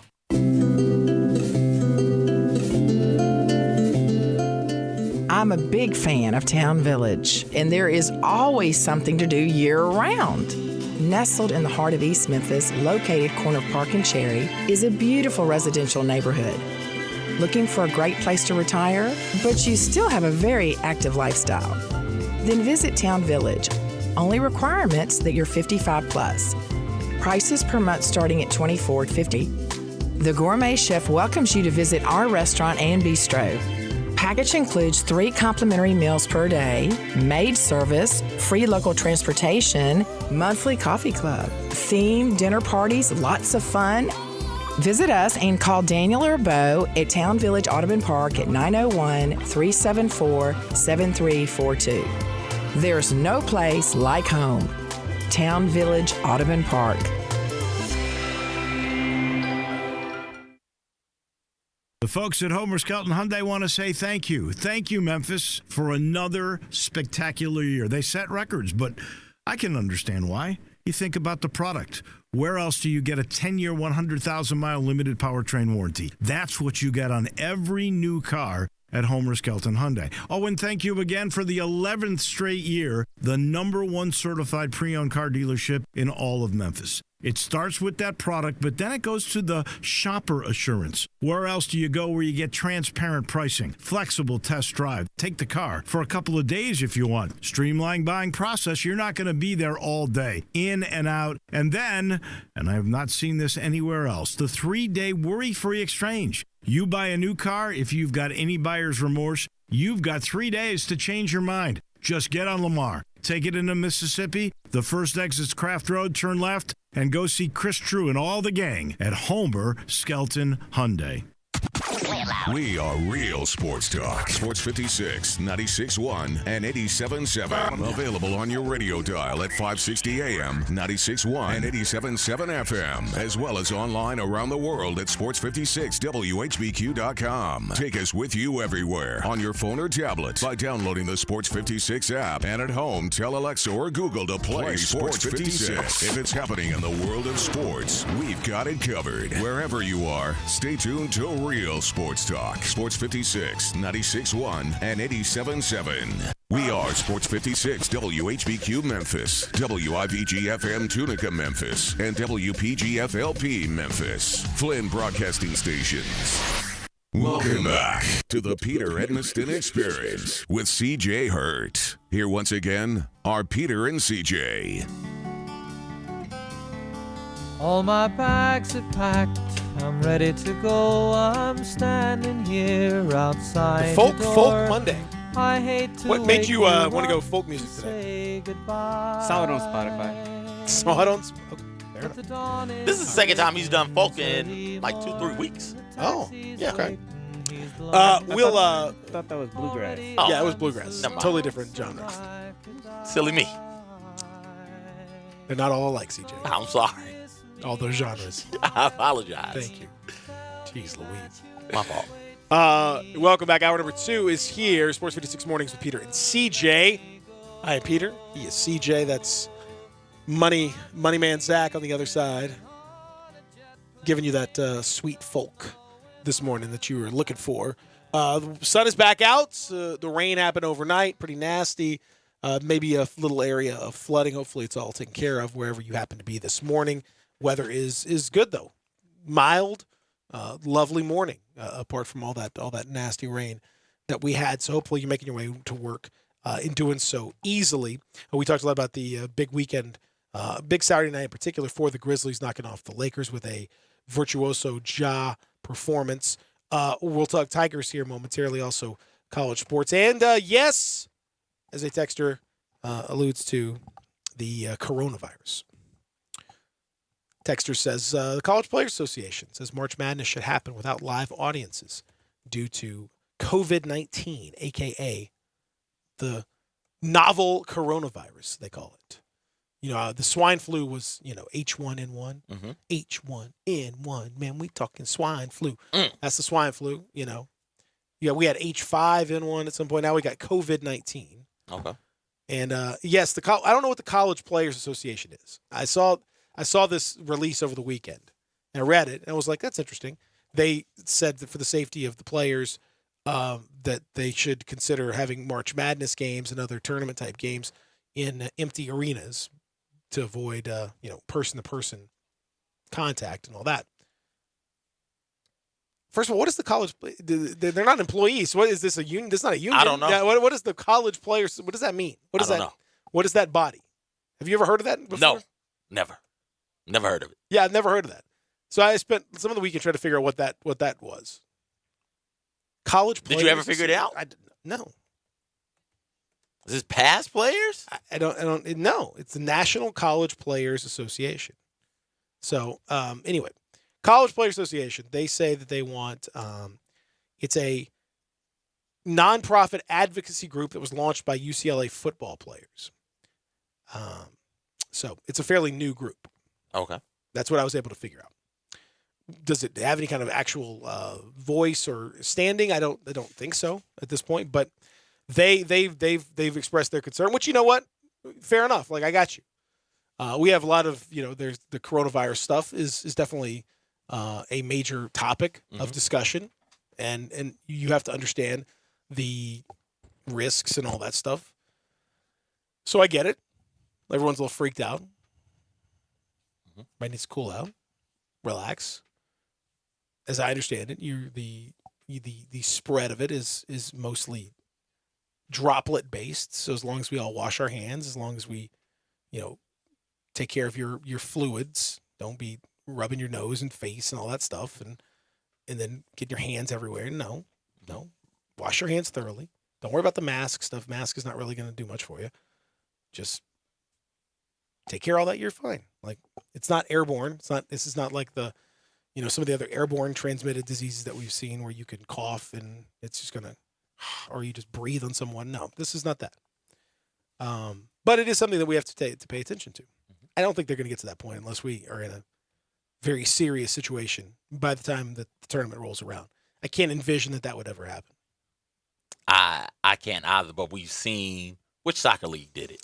Italy's doing it. Italy's doing it now, it. yeah. And they've got a pretty nasty spread. So the north of Italy, they've had their Serie A matches, their matches this week. This weekend we're all in empty stadiums. Mm-hmm. So it's not. So I'm not saying it's beyond the realm of possibility in sports overseas, and there is talk about it shutting down the Olympics if it's not under control. That was our guy Dick Pound talking about. Yeah, that was Big Dick Pound discussing shutting down the Olympics if it's not May, I think. Yeah, May. So it will be interesting. It would certainly be interesting to see a March Madness without the crowd and the roars of the fans. I cannot imagine that it would happen for all those reasons that we discuss. And number one, I don't know how necessary that it would be. Number two, from a viewership standpoint, it would be. If the games are happening without fans, it's going to be very strange. Yes. It's going to be a very weird viewing experience. I don't even know what you would do. The players would be hearing you call the games in just full voice as you're sitting there. It would just be a very awkward experience for everyone involved. Everyone would hear all the calls of there'd be nothing to drown out the. I don't know. I mean, again, you would happen. I guess it happens, so whatever. But it would be weird. It would definitely be weird. I kind of want it to happen. I like that. This is what I'm here for. That would be you're here for interesting quarantines and no. I'm here for watching competitive basketball games, meaningful basketball games, and we can hear all of it. We can hear everything, and the announcers being the only fans in attendance, trying to call a game, and players running down the court. What do you do in that situation if you're an announcer? You gotta are you trying to whisper? Is this golf? Do you care what the players think? Let's say Coach K gets upset at a call and gets a tech. How are you going to critique that? Can you? Because Coach K can hear what you're saying. Coach K might come over and give you a lecture. That'd be great. That part would be high quality. That part would be great. I think that is true. But the biggest thing is that nobody, everybody cool out, relax. Don't do what my man in British Columbia did and stock up various oils and other essentials at the Costco. No, you need to stock up on essentials, but not you got to be more specific about the essentials. If you're gonna tell that story, you got to be more specific about what he stocked up on. He stocked up on 16 boxes of condoms. Looks like Durexes. No, I'm trying to figure out what brand of condoms, Peter. Oh. I think it was Durexes. That's the pink and purple. Yeah. Grab 16 boxes of Durexes and a big old jar of coconut oil at Costco. I mean, if you're going to be quarantined, who's he quarantined with? I don't know. If he's quarantined with just on a ship in his subdivision, is there any reason for that? 16 boxes? 16 boxes? How many are in a box? Let me get a good look here. Because we're well into the hundreds, I would imagine here. Yes, I would imagine 20 that in a also. box? 25? What do we? Hold on, let me see. Because I mean that's because I don't know. I've never bought condoms in bulk. No, I've only grabbed them out of the box. Yeah, so like 12, 15. Yeah, right. That's I think that's the norm. That is a norm. But generally, this is he's got legit boxes stuffed with the other boxes. So I need to know how many of those boxes. Maybe this guy's an adult entertainer, and maybe that's they're in British Columbia. That's not a place where we do that. We film all kinds of stuff in British Columbia. Vancouver's a huge filming spot for movies. Is it? Yeah. Okay. So maybe that's what he does. Maybe I thought we were over in California for those. Buddy, I think we're everywhere for those. Honestly. Pretty sure that's not. So have you figured this out yet? Come on. No, I'm still searching though. All right. Well, this is you're but there's your searching is. I think it's 100 in a box. I think. So this man's got 1,600 condoms and coconut oil, getting ready for the coronavirus. What's? Wow. Wow. Okay. Let's get in here. My God. Good grief. That's wild. Okay. 40 pack. 40. Oh, 40. okay. That, That's still 640. That's a lot. Yo. How long do you think this thing's going to go? What are you trying to do? Repopulate. You're trying to repopulate. Well, not with that. No, we can't repopulate. Maybe practicing repopulation. Practicing? You know, we talking about practice? He's getting practice in. Man. Practicing. Then he's ready. He's ready if push comes to shove. And he's got to, be the one. He's had his reps. Now he has had his reps. Now he's ready. Yes. Now he's ready. Okay. $15 for that, by the way. $15 for the 40 pack. So then there's 16 of those he's got? Mm-hmm. Okay. Cost efficient. I guess. It's a lot of money right out of the gate, though. Yeah, but, I just don't know what the oil is supposed to be for. What's the expiration date? When do we start losing the integrity of the condom? Ooh. Like a year? 2 years? I think 2 years. 2 years? Yeah. I think. So he's got 2 years to knock out 640? Wilt could do it like in a that's like a week. Wilt could get it going, that's man. A week. That's a week for Wilt, but I mean, for most people, that's going to be a little bit of a challenge, but probably handle that. Yeah. 2 a day? 2 a day for 2 years is 730. About 5 years past the manufactured date. 5 years. 5 years. So he's good. He's good. He's good. He's fine. Yeah, no problem. Oh, congratulations to that guy. For whatever he's got planned, that's exciting, and I can't wait to stocking up, man. Find out more about. Got to get that bunker ready. I guess so. That is quite the bunker.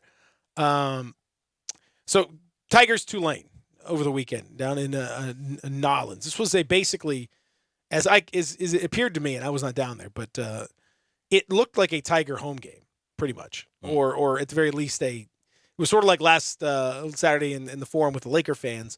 Last Saturday in the for it was very similar, like maybe even half and half Tiger fans, maybe more than half. Mm-hmm. It sounded. It was there was a weird place. Tulane, you got Ron Hunter, Tulane's coaching barefoot. So that's fun. Yeah. You got is it that time of the year again? Yeah. Okay. Yeah. He's something else, man. Is that for charity? Which charity is that for? Is that the one to give shoes to kids who don't have shoes? Sure. Okay. That sounds right. Yeah. That's what we're going to say. It's the charity for shoes. They give shoes to kids who don't have shoes. Yes. Is that what you're going for? Yep. Is that what it's called? I think so. Should I look that up? No. Charity for shoes to give to kids who don't have shoes? Yes. Okay. Donate now. Mm-hmm. Donate early and often to that. Yes, fine please do. Charity. Please do. Please. Tigers, we mentioned the turnovers are just unreal at this point.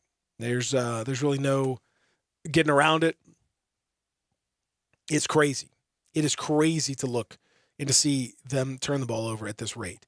In their last 2 games, they've turned the ball over against SMU. 31% of possessions were turnovers, and against Tulane, 29% of possessions were turnovers. That's over 1 in 4 times that you take the ball down the court, you are giving the ball back to your opponent one way or the other. Unsustainable. You cannot do that. And if the Tigers in the games where they have been, okay when it comes to turnovers, it just makes it so much easier for them. But man, they have you can't win against a halfway decent team turning the ball over more than 25% of the time. You just can't do it. No. It is Samaritan's Feet, a charity that works to bring shoes to 300 million kids across the world who don't own a pair.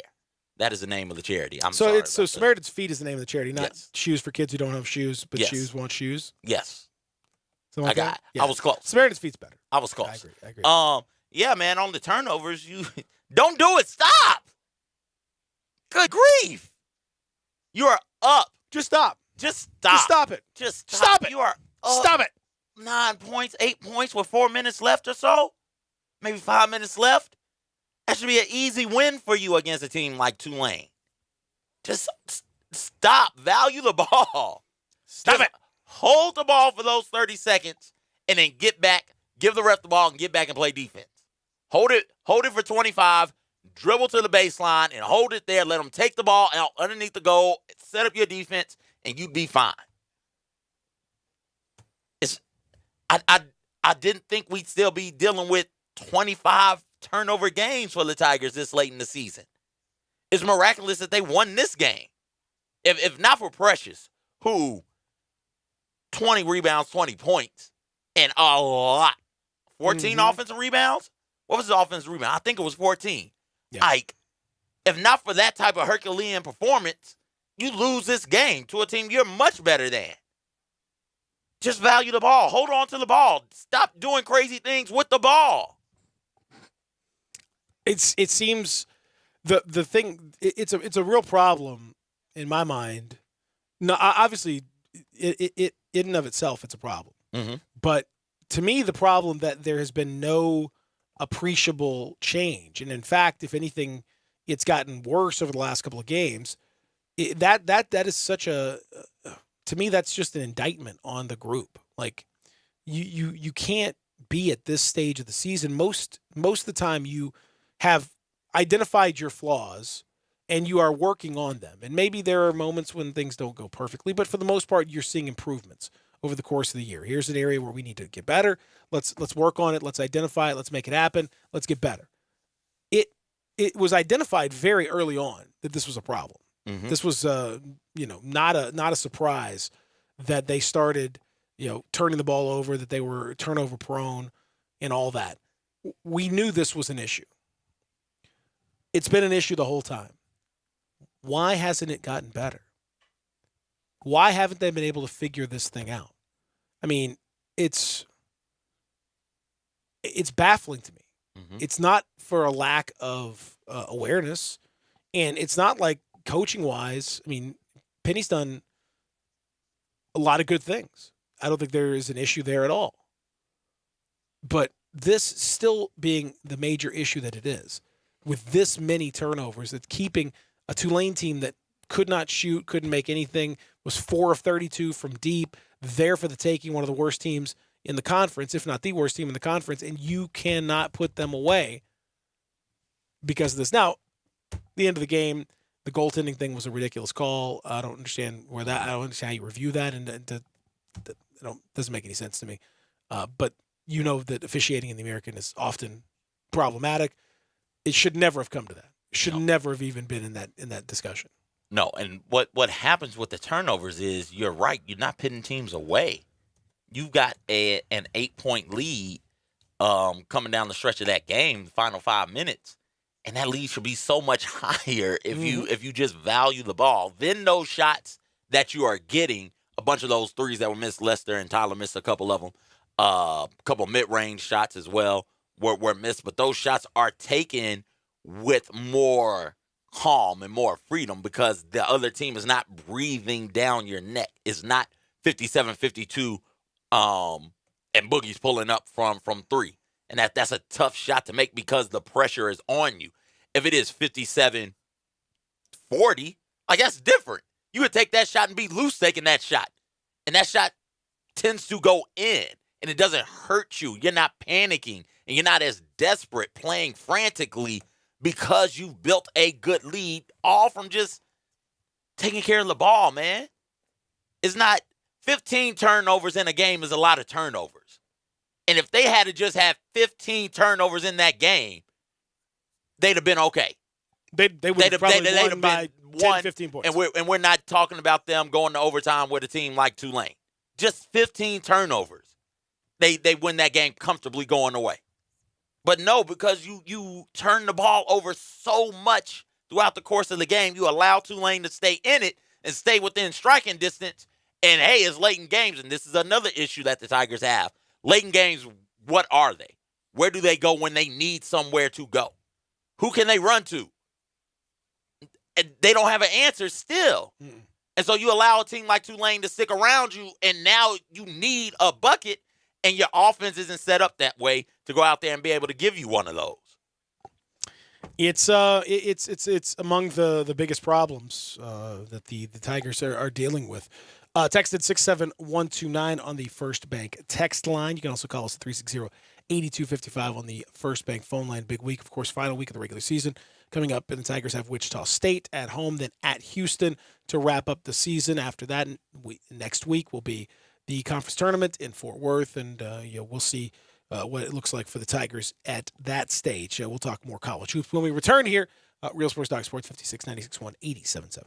Sports 56 Happy Hour with Johnny Radio. Weekday afternoons from 1 to 3. Here on Sports 56, 96.1 and 87.7 FM. Did you know nearly 40% of men under 40 and over 75% of men over the age of 40 experience sexual performance concerns? At the Memphis Men's Clinic, their experienced physician performs a comprehensive evaluation that determines which specific issues may interfere with your sexual performance. These issues can vary and range from anxiety to medical issues, low testosterone, or erectile dysfunction. The Memphis Men's Clinic has evaluated hundreds of men of all ages over the years and reestablished a normal sexual life. The Memphis Men's Clinic will work aggressively to resolve issues and allow you to restore your sexual health and overall well-being. That's the Memphis way. If you're 20 years old or 90 years old, come and get cared for the Memphis way. Treatment that's based on your specific needs after a professional clinical evaluation by their experienced board-certified physician. Call the Memphis Men's Clinic today at 901-443-0475 or visit memphismensclinic.com.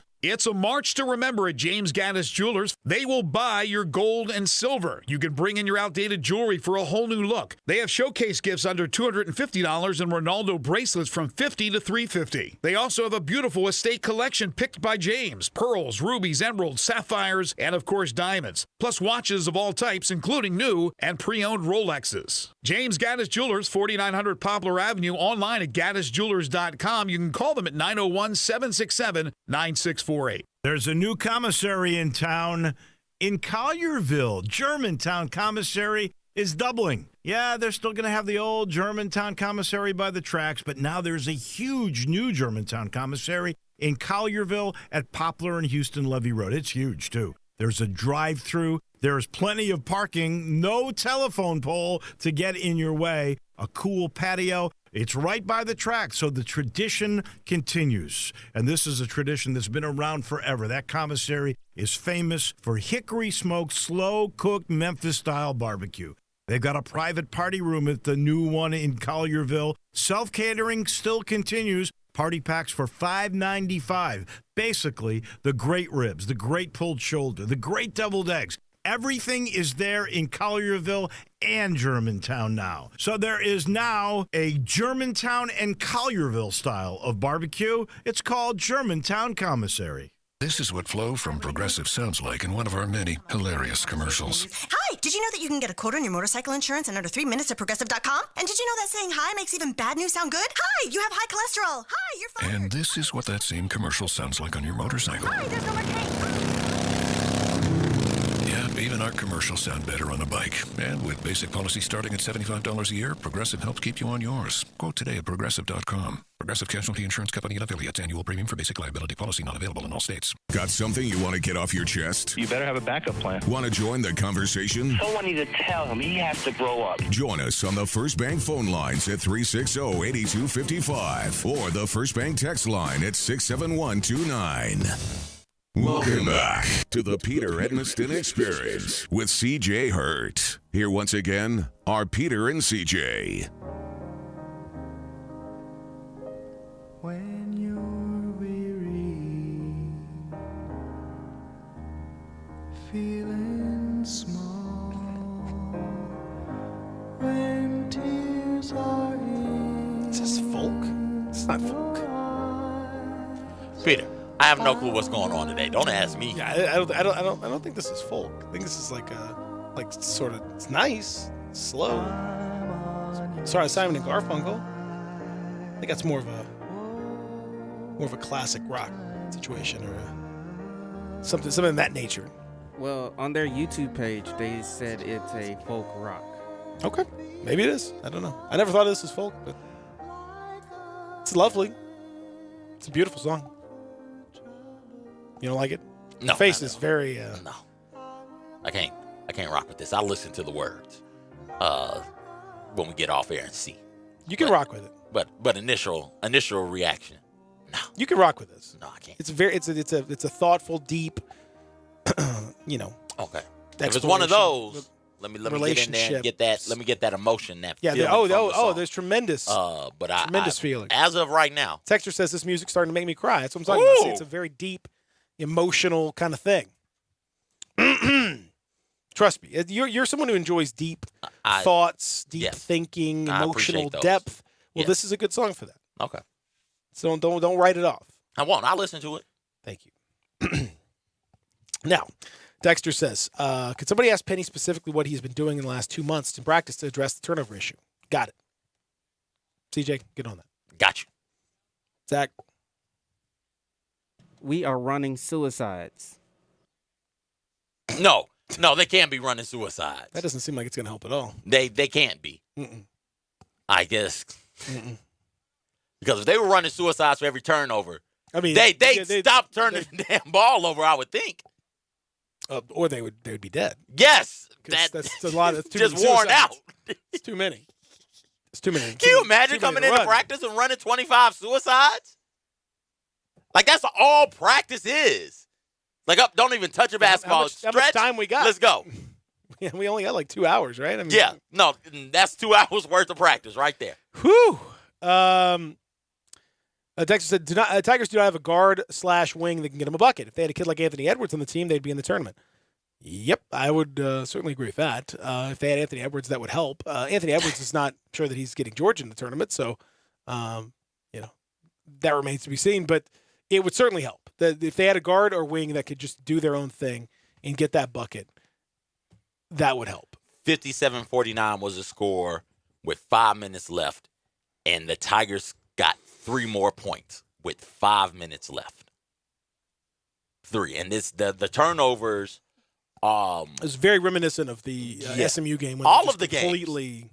All of them. SMU, Cincinnati, throw Wichita State in there as well, where winning time comes, the final 5-6 minutes of games come, and they cannot get a bucket. But they wouldn't be put in that position if they just valued the ball and took care of the ball.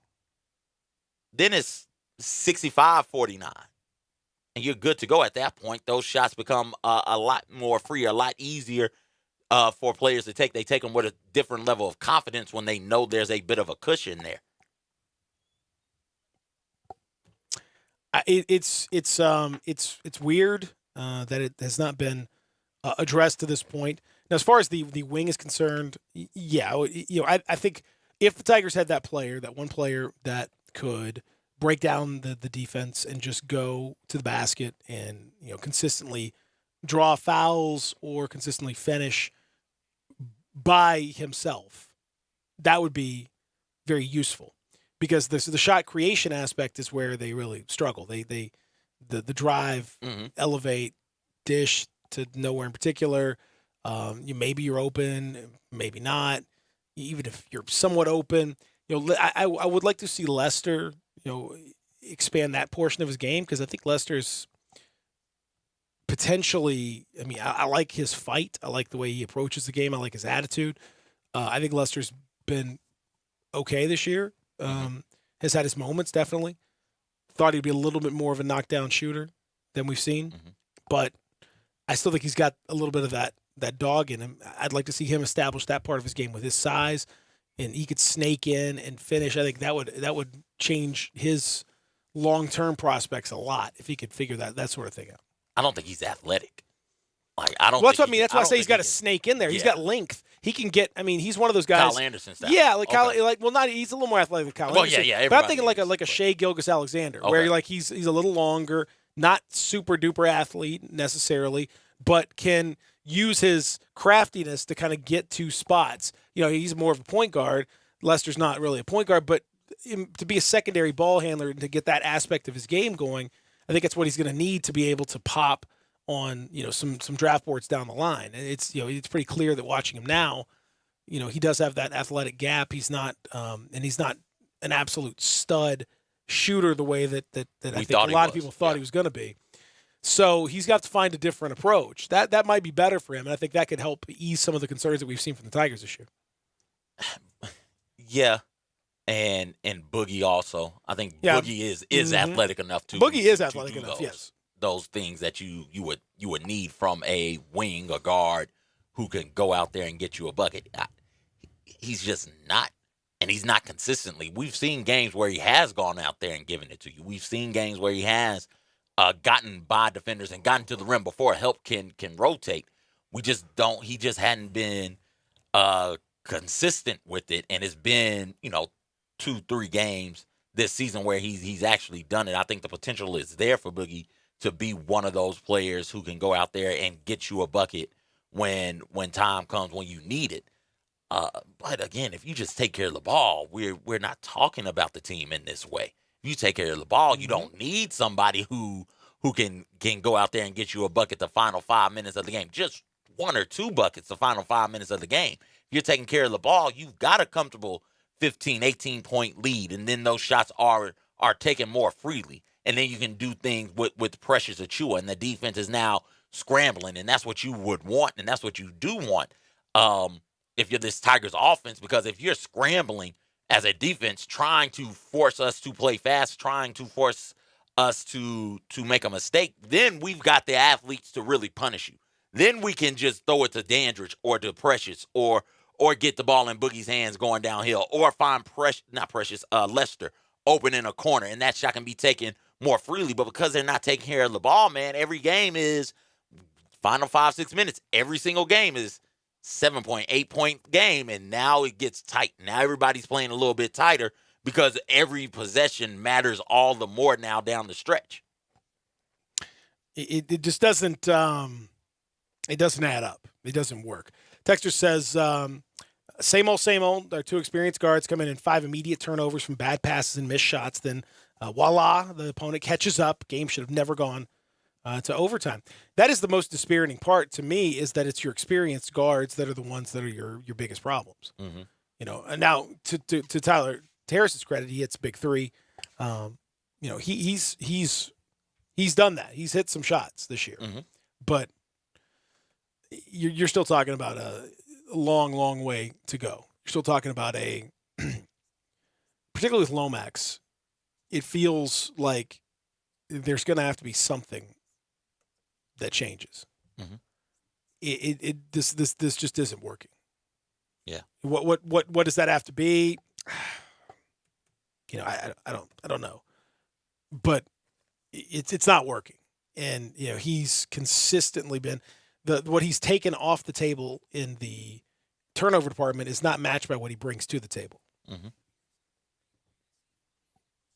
Can you go somewhere else in the rotation at this point? I mean, no. This is it's done deal, right? Yeah, it's done. Yeah, well, then, you got 2 games left, and then the conference tournament. There's no place else to turn. And even if there was a play, where are you going to go? I don't know where you would go. To find somebody to give you something at a guard position outside of Alo on this team. So yeah, you gotta roll with it. You just got to try and find a way to put him in positions where the decision-making process is a bit slower.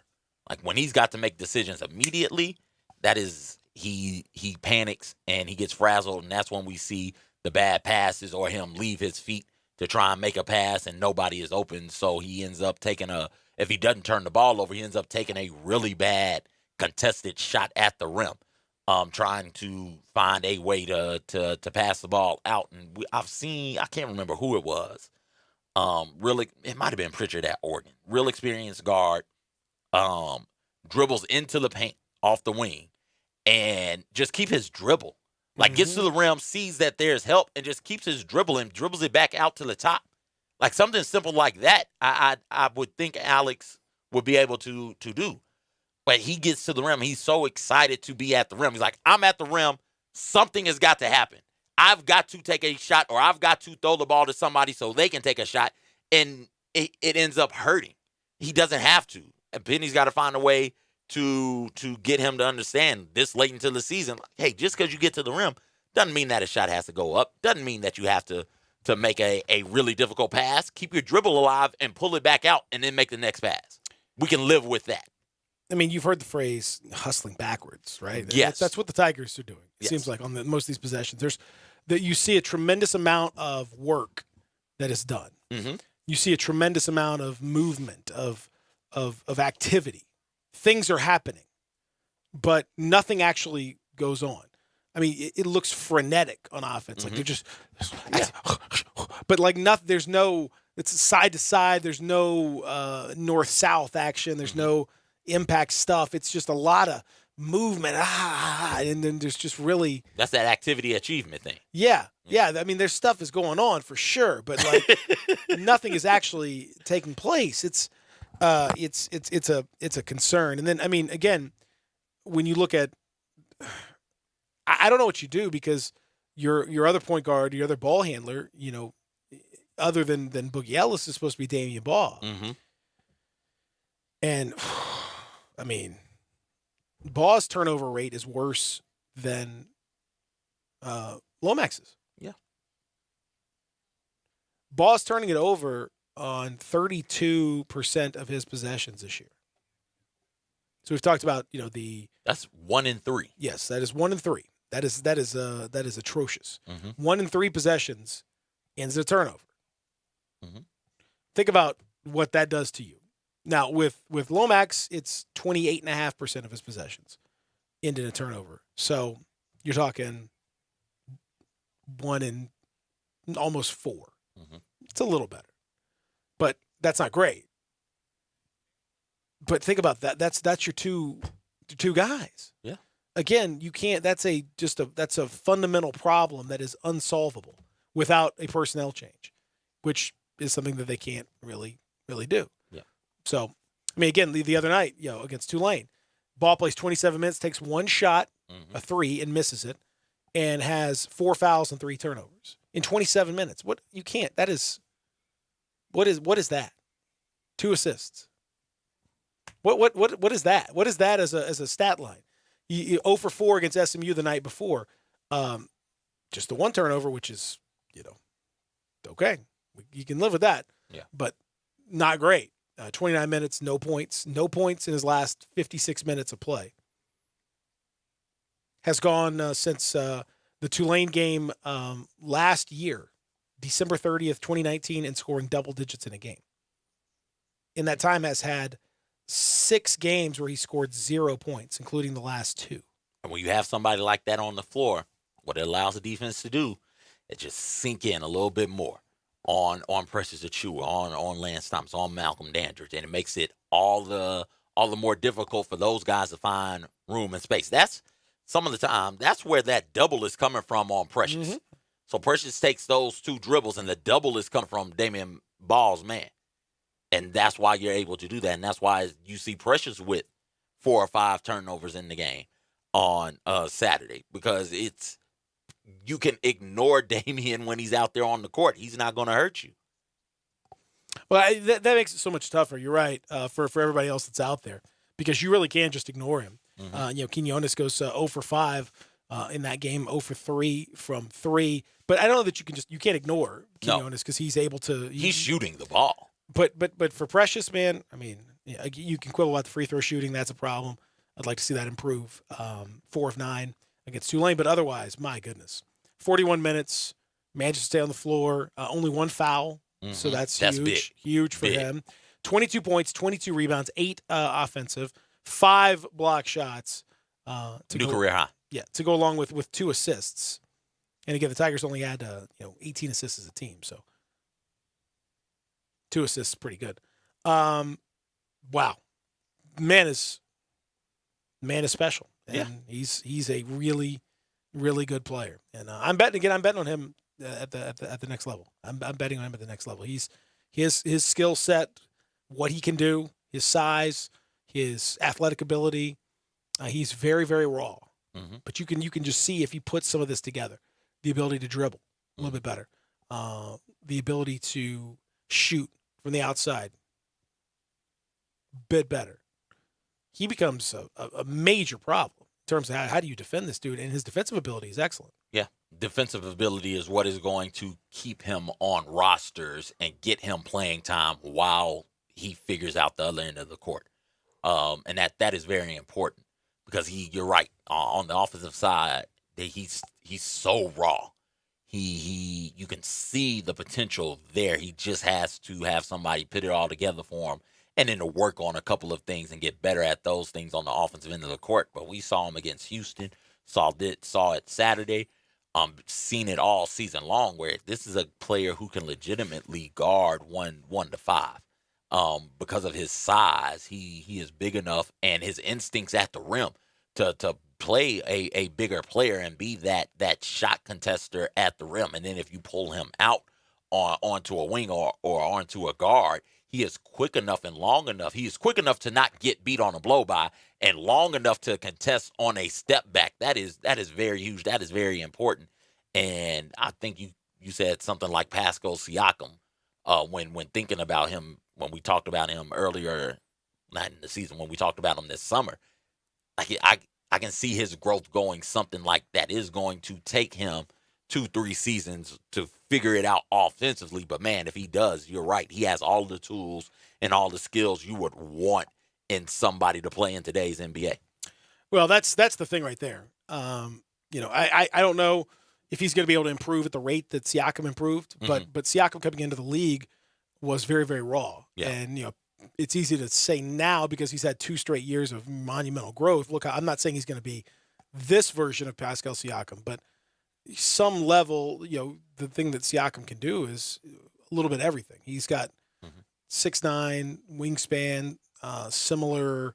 He looks a lot like Precious, first of all, just in terms of the way he plays and body type and all that. Can handle the ball well enough, defending multiple positions.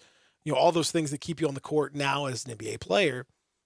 He didn't start that way. He had to make his own improvement. And if Precious can do something similar, I could see him having, maybe not quite that level of career, but a very good career. And I think in today's NBA, that's the kind of player that really gets people's attention, because you can play him and either go small with him like as a 5 or go big. With him as like a 3 or a 4 even, and you could make those lineups work. You can do a lot of different things without having to change your personnel, which coaches like. Coaches like being able to change scheme without necessarily having to change personnel. That's something you could do with him. When we come back, we'll continue talking a little about the rest of college basketball in what is setting up to be as insane a bubble period as we could have imagined. We'll discuss what it all means for the teams in the SEC, Tigers, and more when we return. Real Sports Talk, Sports 56, 96.1, 87.7. Greg Gaston and Eli Savoy get you through the midday with Sports 56 Middays. Delivered by FedEx. Weekdays from 10 till 1 on Sports 56, 96.1, and 87.7. You're in charge of hiring, and Indeed has solutions, like online skills tests, which let a candidate show that they're the right hire. And we'll give you this barbershop quartet who'll sing the name of the perfect hire. Vince Lundy. Vince Lundy. Vince Lundy. Vince Lundy. Okay, there's no quartet. But skills tests, that's a for sure. See why independent research by Silk Road shows Indeed delivers 3 times more hires than any other job site. Visit Indeed.com/promo today and get a free sponsored job upgrade on your first posting. Terms, conditions, and exclusions apply. Let's up your life with Let's. Spring is almost here, and this is the perfect time to visit Lads of Memphis for all your golf cart and lawn tractor needs. Visit their open house on Saturday, March 7th, and check out the new Spartan mowers and current promotions. Test drive a new Club Car Onward golf cart and spin the prize wheel for a chance to win up to $500 in Lads credit. Let's up your life with Let's. Let's up your life. This is what Flo from Progressive sounds like in one of our many hilarious commercials. Hi, did you know that you can get a quote on your motorcycle insurance in under 3 minutes at Progressive.com? And did you know that saying hi makes even bad news sound good? Hi, you have high cholesterol. Hi, you're fine. And this is what that same commercial sounds like on your motorcycle. Hi, there's no more pain. Yeah, even our commercials sound better on a bike. And with basic policy starting at $75 a year, Progressive helps keep you on yours. Quote today at Progressive.com. Progressive Casualty Insurance Company and affiliates. Annual premium for basic liability policy not available in all states. Hi, this is Troy Fiveash, owner of Fiveash Roofing. It is that time of year where the weather is unpredictable, and given the recent storms, it's a good time to discuss insurance claims. So here's a few things you should know. Always hire a local contractor, because if you have a problem with your roof down the road, you want to be able to find him. Never allow anyone to pressure you into signing a contingency contract. They're used as sales tools, making you feel committed, and the truth is, those contracts are not worth the paper they're written on. Be careful of door-knocking salesmen. Some are reputable, but many are not. They canvass the neighborhood and tell everyone to file a claim, working the percentages and not caring if you file a claim even when they know the likelihood of it being approved is low. Some will even damage your roof hoping to convince the adjuster it's storm damage. That's fraud, and contractors have gone to jail for that. So do your research and know who you're hiring. Fiveash Roofing, the official roof of the University of Memphis Athletic Department. Fair, honest, and ethical. 367-0050 or memphisroofer.com. Fiveash Roofing, it's what we do. We're here for you. It's not too early to start planning for spring at Family Leisure. New pools are starting at $19.99, spas starting at $21.99, and swim spas now only $99.99. 5-piece patio furniture starts at only $799. Pool chemicals, toys, accessories, and more up to 20% off. Mention this ad, you'll get free delivery and 1 month of chemicals with your spa purchase. Start your spring planning now at Family Leisure, Whitten Road and I-40, where family and fun come together. Welcome back to the Peter Edmiston Experience with CJ Hurt. Here once again are Peter and CJ. Monday, Monday, so good to me. Monday morning, it was all I hoped it would be. Oh, Monday morning, Monday morning wouldn't guarantee. You like the Mamas and the Papas? Yeah, I like this song. I didn't ask you that. Well, I'm not familiar with their work. But you like this song, right? Yeah. Okay, well, you're off to a good start then. Have you thought about maybe, listening to some other? I mean, if it comes on the playlist. Oh boy, that's no That's commitment. a no. That's a hard no, is what that is right there. Okay, fair enough. All right, fine. Jeez. I mean, sometimes I would go down the rabbit hole of different genres and just listen to the music, just to get the vibe. Good for you. That's what it's all about. Welcome back as we continue here on Sports 56 Mornings. Peter and CJ. I am Peter. He is CJ. That's Zach, bringing you a fairly milquetoast opinion on what was going on there. So did not go out on a limb in any way, shape, or form, in fact. Texter says, I'm not sure if I would have felt any better or I'm not sure I'm sorry. Even though the Tigers won, I'm not sure I'd feel any worse if they would have lost. Honestly, I'm not sure how they won. It's kind of one of those games. You see a few of those every year where it's like your team wins, but it's like you just don't feel that great about the win. You might as well just go ahead and lost, I guess. Like it's that kind of a game. That doesn't make you real pumped. Melvin, what's going on? What up, Melvin? Yeah, man, that was a hard one. I mean, the turnovers, I guess we got to expect 25 turnovers a game. But I think upon the turnovers, I think it was, remember, Penny didn't correct it earlier in the year when he was saying we were winning, so long we win and we okay. And the thing with Low Max, we seem to have some terrible turnovers, Rick. Terrible turnovers. Mm-hmm. But if you watch the team, he's really the only point guard we got, though. He's the only one. He had 7 assists. And that's the thing about it, you know what I'm saying? You really don't have another option. So, like, I think he put players in bad position. Like, when they start the open offense or whatever, like, Diamond Bar started at point guard. Then you'll see Tyler Harris running point. Then you'll see Lester running point. Then you'll see Alo running point. You got too many guys handling the ball. Like, I love Tyler. I never want to see him do nothing but shoot. I never want to see him going in the paint, dishing the ball. It's always a turnover. It's always a turnover last year. It's always a turnover this year. He's a shooter. Like, one position, you had him at the point. You had Diamond Ball on the wing. He threw it to Diamond Ball wide open, which he can't shoot, so he hesitated. He traveled. Because Damon Boss would be the point guard, and Tyler Harris, they in the wrong places. I mean, they've been put in bad position all year long. You know, like be the ball, everybody can dribble up. You know, that's a good thing when the season starts. But when you got all these turnovers, like, no, I need two guys gonna be my ball handlers. You know, whatever happens, happens. Yeah, I think that's part of the problem is that I don't know. Penny doesn't really have a logical alternative, and sometimes you have a situation where, you know, it's kind of you guys are a jack of all trades, master of none. Like, you got a bunch of dudes who can halfway dribble, and so you think that you've got a whole bunch of ball handlers, and you don't have any. That's kind of where they're at right now. I don't know that anyone is worthy of being trusted in that, but I mean, by the same token, you have to figure something out, Melvin, because the turnover situation, you cannot win against any halfway decent team doing this. And they barely, I mean, they should have lost to Tulane, which, you know, is not a halfway decent team. Mm-hmm. So, you know, thank God for that, because otherwise they would have definitely lost that game. Yeah, but then Tulane got back in the game the same way SMU finished the game on us. Like, it's SMU got, like, last game, I think he went to the 4-guard lineup. Mm-hmm. And last game, you know what SMU did? They posted Tyler up. They scored like 7 in a row. They got fouled and scored on Tyler. He didn't adjust. Yep. And Tulane, so overtime, they let the guy, remember the Mark Jackson, the bad guy down? The guy for Tulane, that bad goes down every possession. They were you said they were 4-32 for 3, right? Yep. What was the zone at?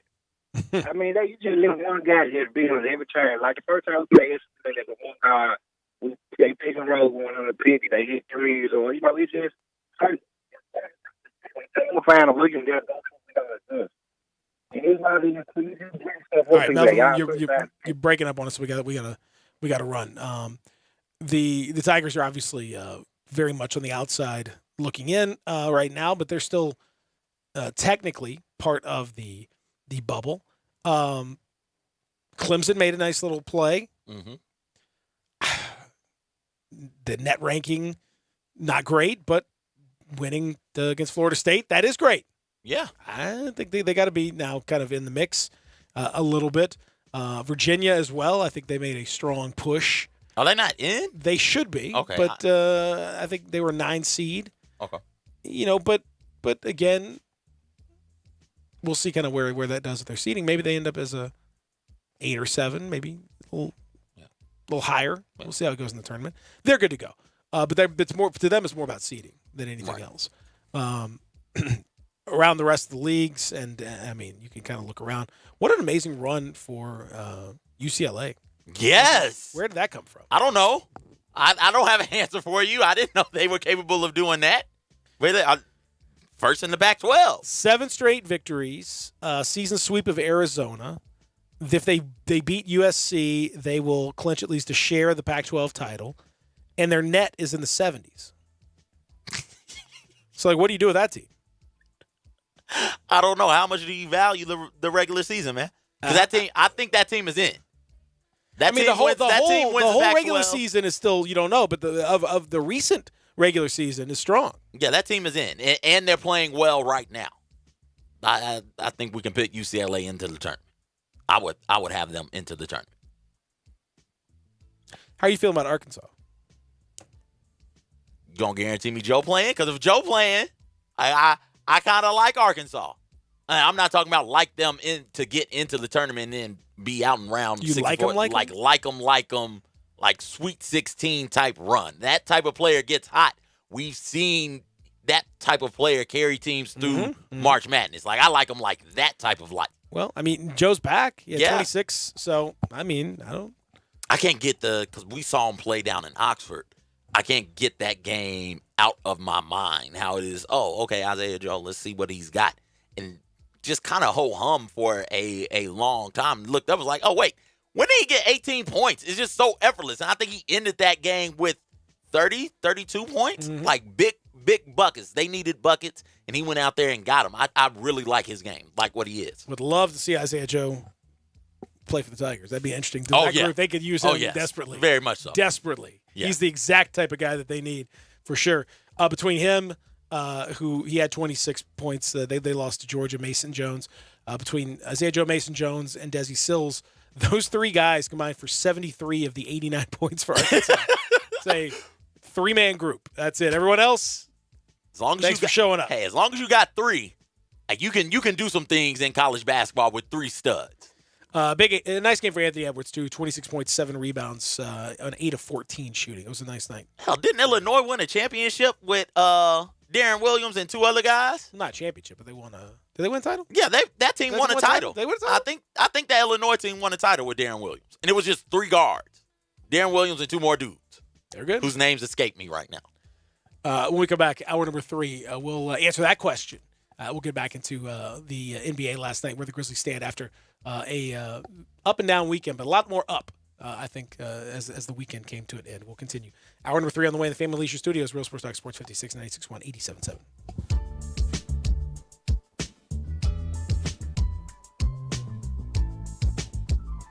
You're scrambling around. You need a haircut. Where you gonna go? I got a place that has 15 locations. I've got a place where details matter. I've got a place that can be invigorating and relaxing at the same time. You know what it is. It's Supercuts. Every haircut ends with the signature hot towel finish. Every haircut matters. When you're getting ready, you go into Supercuts. The stylist will pay attention to every detail, so you get the haircut you want. And, of course, you're going to finish with that signature hot towel. You walk out clean, sharp, and not just ready, but super ready. And you might want to ask that hairstylist about what the tea tree experience is. One part invigorating, one part relaxing. The tea tree experience is something you need to try. 15 locations. I mentioned that, didn't I? All you've got to do is go to supercuts.com. You'll find the one nearest to you. Get super ready at Supercuts. And now, a page from the Diary of Flo. Dear Diary, there's something about protecting people's homes through Progressive that inspires me, because I just had an idea for a book. Well, it was originally an idea for a movie based on a play inspired by a podcast. But the idea is how you can save when you bundle home and auto.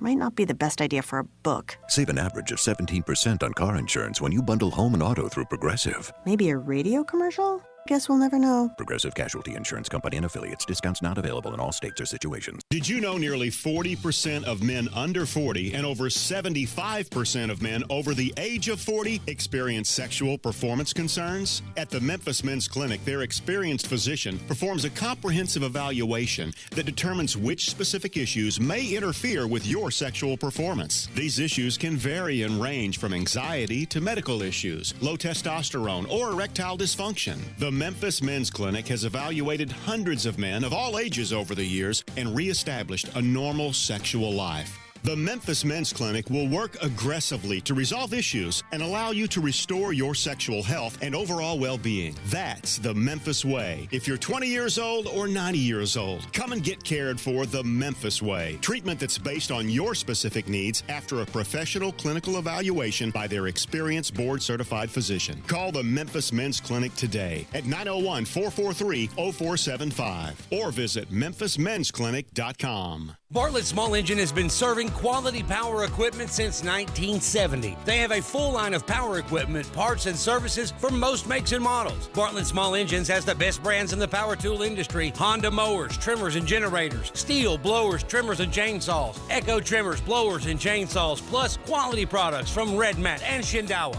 And they're all American made. Bartlett Small Engine is your can-do store. 6780 Summer Avenue. Call 901-386-9779. It's game on at the new Moneyline Book Bar and Grill inside the Gold Strike Casino Resort. Now you can bet on all of your favorite sports and watch the games on 60 HD TVs while you lounge in plush seating and enjoy craft beers, signature cocktails, and great food. Plus, don't miss the Topgolf Swing Suite, a virtual reality experience with a variety of fun interactive games every sports fan will love. Visit the Moneyline Bar, Book, and Grill at Gold Strike Casino Resort for Monday Night Football happy hour specials. Or anytime you want a piece of the best sports action in Mississippi. You already know you can listen to Sports 56, 96.1, and 87.7 anywhere with the Sports 56 app or at sports56whbq.com. But you can also keep up to date with everything going on by keeping up with Sports 56 on social media. Be sure to follow us on Twitter, Facebook, Instagram, YouTube, and Twitch for information on breaking news, chances to win prizes, and video of all the shows. Don't miss out on anything that's going on. Stay in touch with Sports 56, 96.1, and 87.7 on social media. We are Sports 56, WHBQ Memphis, WIVG-FM Tunica Memphis, and WPG-FLP Memphis, Flynn Broadcasting Stations. Welcome back to Sports 56 Mornings with Peter Edmiston and CJ Hurt. This hour is brought to you by Acura Memphis. Here once again are Peter and CJ. Oh, where have you been, my blue-eyed son? And where have you been, my darling young one? Yeah. I feel like you're probably not a Bob Dylan guy. I'm not about a who? Bob Dylan guy. No. I've walked and I've crawled on 6 crooked highways. Find the urge. Are you a folk guy at all? No. I feel like you just don't like any of this stuff, right? No. Not at all. You like any of this stuff, Zach, or you just playing it? I like some of the songs. It doesn't, like, ring a bell in my head. Was Bob Dylan in the group? I mean, at some point in his life, probably. Okay. I didn't know if he Beyonce this thing. Like, started off in a group and then split. Like the homie Ringo. Ringo's the name of a Beatle, isn't it? I'm going to go with Ringo. Like the homie Ringo did. We all remember when Ringo went solo. Love Ringo. Actually, I don't. Is Ringo the name of a Beatle? Ringo Starr? Absolutely. Okay. You didn't know that? Were you just guessing? I felt like it was. Okay. I was like 80% sure Ringo was the name of a Beatle. It was a good guess. Okay. Kind of an out there guess, but yeah, but it worked. Yeah, Ringo. Okay. Yeah, John. Yeah, Paul, Ringo, George. Oh. Mm-hmm. Oh. Mm-hmm. Mm-hmm. I think I can get them. Yeah, you got all those guys. Yeah. The Beatles. Still baffles me that you're so Beatles. I'm not gonna say you hate the Beatles. You just are utterly. I just know nothing about indifferent towards the Beatles. I know nothing about. That's crazy to me. That's wild. You should be into the Beatles. Okay. Wonderful musicians. Anyway, hour number 3 is here. Brought to you by our friends at Acura Memphis. I'm Peter. He is CJ. That's Zach. What was that? I was just waiting until the camera. Okay. I caught the back end of that. I turned my head for a second and then I didn't know what was going on. Our backhand was coming your way. Thought I missed it. Yeah, I was like, oh, no. Watch out now. Just a wave. Hour number 3. We spent the last hour talking a lot about college hoops, Tigers in particular. Grizzlies over the weekend, winners against the Lakers in a must-win game because they lost Friday night against the Kings. They put themselves in a tough position with that loss, a game that they really, the Kings just seemed to have their number. This was a game that was very imminently winnable, and the Grizzlies did not execute very well in that game, struggled down the stretch, struggled to make the play, struggled to get the stops they needed, and, offensively had some issues. And so they had a meeting, had a team meeting, on players only. One of the, it didn't. My understanding is it wasn't anything that was like a, acrimonious or some kind of crazy thing, but like it was more of a, hey, let's figure out what we need to be doing. Let's get this thing squared away, because we can't keep screwing around like this. Yeah. And everyone was on the same page, and everyone left, I think, feeling better, and clearly the results much better Saturday against the Lakers when they came out and. John Morant put on a show. And again, for those of you that didn't see it, I would encourage you to go and watch it. It was I don't remember too many guys with the point guard ability that he has mixed with the athletic ability that he has. Mm-hmm. People, I think the Chris Paul comparison is a good one from his point guard skills because he does all the little stuff point guard wise that you see Chris Paul do, but then he combines, next level athletic ability with it, So it's just this really crazy combination. Some of the stuff that you can do to neutralize, Chris Paul, and you can't even really Chris Paul's 35 and still 6 foot and undersized, and he still gets to his spot. He still gets that little mid-range. He's still a fantastic point guard.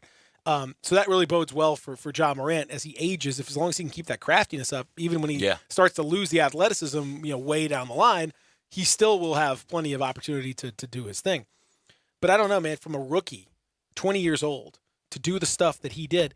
And here's the part that I thought was the most incredible. After the game, LeBron, they swap jerseys. Actually, LeBron gives him his jersey. They didn't swap at the time. LeBron gives him his jersey, signs it, never settle for anything other than greatness. Very nice thing. Ja, you can tell, means a lot to Ja. And LeBron seems to have a special relationship with Ja that he does not have with Zion for whatever reason. So Ja's in his locker after the game, and he's got the LeBron jersey kind of prominently displayed because, it's a point of pride. He's one of the greatest players of all time. He's personalized this thing. It's game worn and all that. But Ja sent over his own jersey to LeBron signed. And LeBron didn't ask for it. Right. He just sent it over there thinking that LeBron would enjoy that. You might want to have Can you imagine the testicular fortitude that it takes to think that one of the greatest players in the world who's played against everybody over and over and over again would be interested in your jersey? And you say, no, I think he's going to like this. I'm going to send this over there to him. And then he was. I mean, think about what you had, the confidence that you have to have in yourself to even try a move like that. Like, I think LeBron would really like to think that he would, and then he did. Again, that tells you this dude is different. A lot of people are confident, especially at this level, but not confident and good, and that's what Ja Morant is. There are players out there who say, "Oh, LeBron's giving me his jersey. Well, I'm gonna give him mine," and giving it to LeBron. LeBron be like, "What am I supposed to do with this? Like, why would I?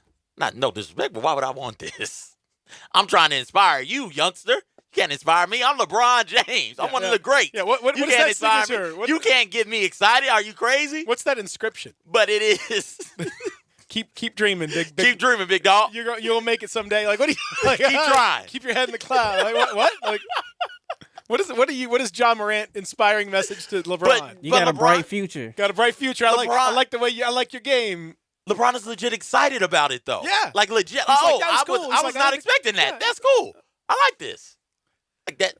I think good they and appreciate. confident. I think the guys like that appreciate, and I do think I was kind of batting this around with some folks about why LeBron seems to really have taken a liking to Ja. Like, he's very when they met on the court in L.A. A couple weeks ago, he says, "Look, whatever you need on off, I got you." Like they've had Morant said it's a big bro kind of relationship. Why? I guess it's because I feel like it's a basketball IQ thing. I feel like it's an appreciation for a guy who has that competitive drive, but also reads the game and does those things. And I don't know if that's why maybe he's not as interested in Zion, because I think he talked after the game last night, like he's very impressed with Zion. But prior to the game, Zion, he said, "I've never once had a conversation with Zion. I haven't even talked to the guy. Like we never crossed paths." Like, Zion didn't seem that interested, and LeBron didn't seem that interested. I wonder if it's because of the IQ thing, because of the way they see the game. Zion's kind of a one-trick pony, although it's a hell of a trick. Ja's a little more diverse and a very, very smart player. I think that's it, and with that comes a certain level of maturity also, and so we talk about how spectacular he is from a physical standpoint, and we compliment him on his IQ. Ja Morant, 11 and 10 in the second half, or 10 and 11, in the second. Yeah, 10 points, 11 assists in the second half. That was set up by the 17 points he had in the first half, and this is where that's that athleticism right there.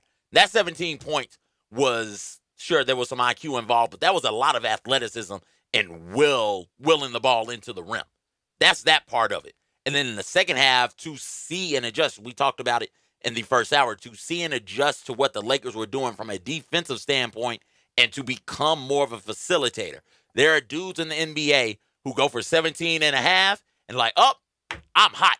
I don't need to change anything else. I don't need to adapt to nothing that's going to go on the rest of this game. I just need to keep shooting the ball.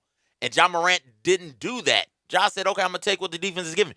Oh, they're trying to take me away? Well, now it's time for me to become a facilitator. That sort of IQ, I can see how you would be drawn to that if you are another guy of high basketball IQ-ness. Like that would draw you to a player in a way a phenomenal athlete just wouldn't.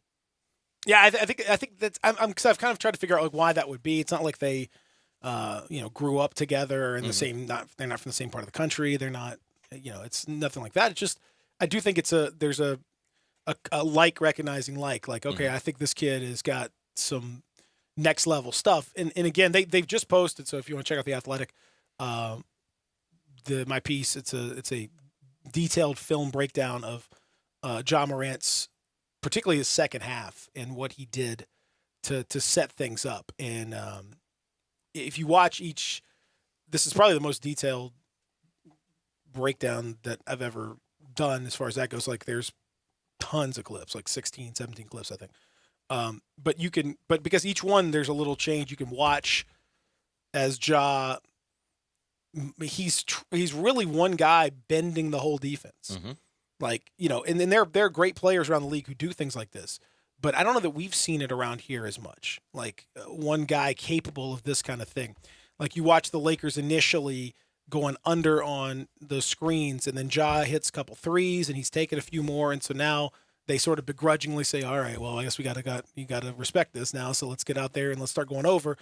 And as soon as they start going over, because he had his first three in the first play of the third quarter, he hits a three when they go under, and and they're like, all right, that's it. Let's activate let's do it. And so as soon as they start going over, now he's got more space. Now, because if you just think about it, Valanciunas setting the screen, if the defender can't get through there quickly and it's really hard to jump out, then Ja's going to have a step or two. He's so fast, it's hard to get out in front of him and catch up on the trail. And sometimes Ja likes to keep a guy on his hip, while he's kind of going on in purpose. There. On like, purpose, yeah, to kind there. of keep him there, to kind of keep that space open in that mid-range.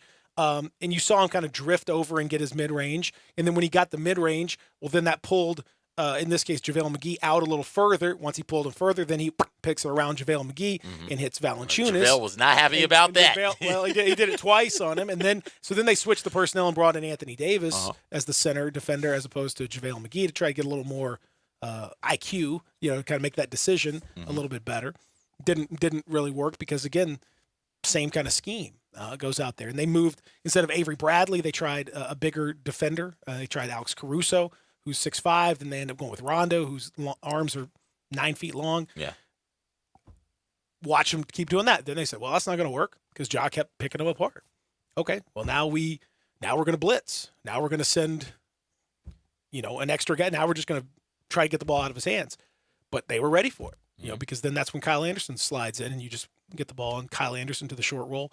And they talked about, he and Taylor Jenkins asked them both about it, and Kyle. And they talked about it in the timeout after that first turnover when the Lakers blitzed him for the first time with the center and Dwight Howard tipped the ball and turned it over, led to a layup.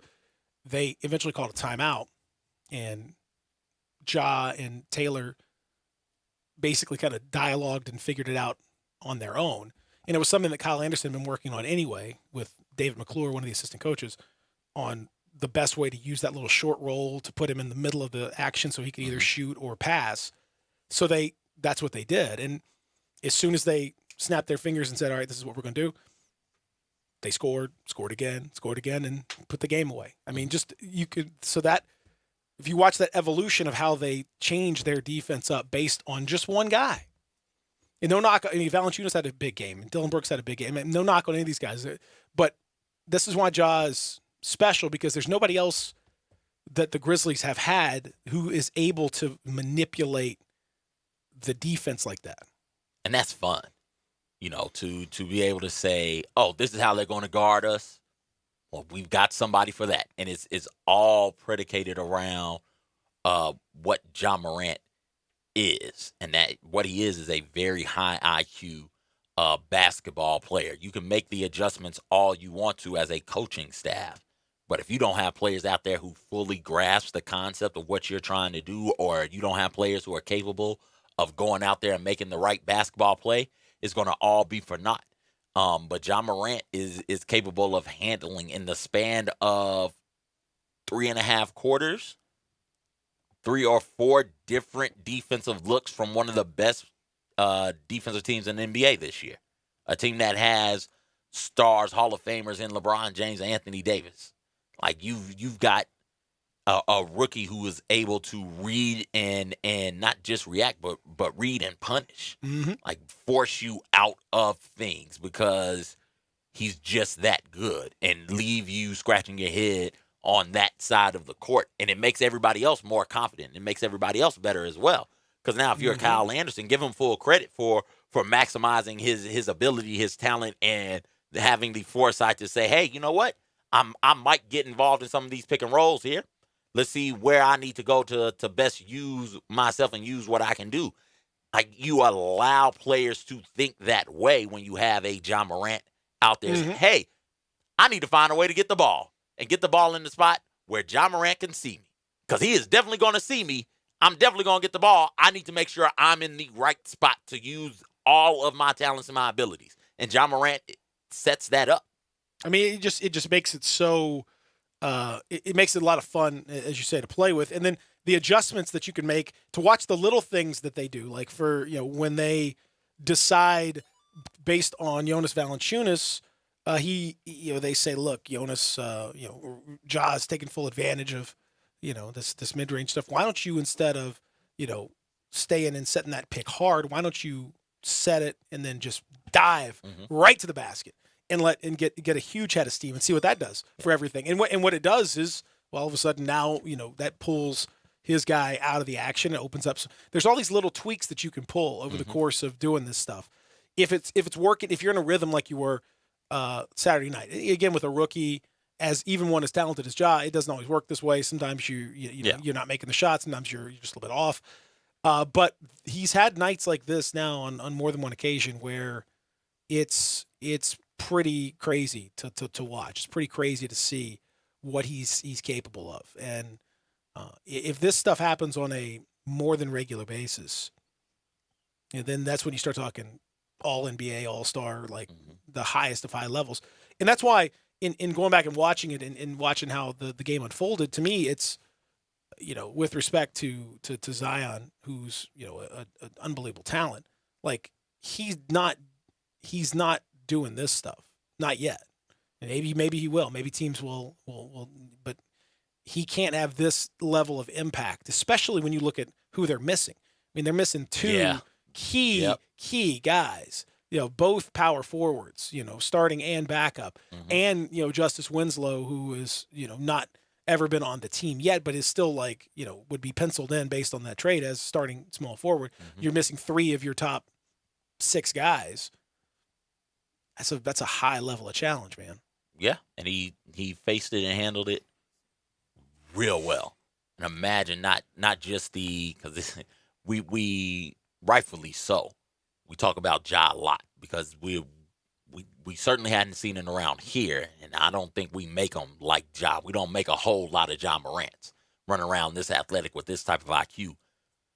But when Jaren gets back, and Ja's doing this without not only the starting power forward, but like your best shooter on the team, the guy who can really create space for you is Jaren Jackson Jr. because he is so lethal with that 3-point shot, and he's great at diving to the rim. On top of that, I mean, Jaren is becoming the best pick and roll partner for Ja Morant, and without him, Ja's still able to carve defenses in a number of different ways. This is a remarkable feat.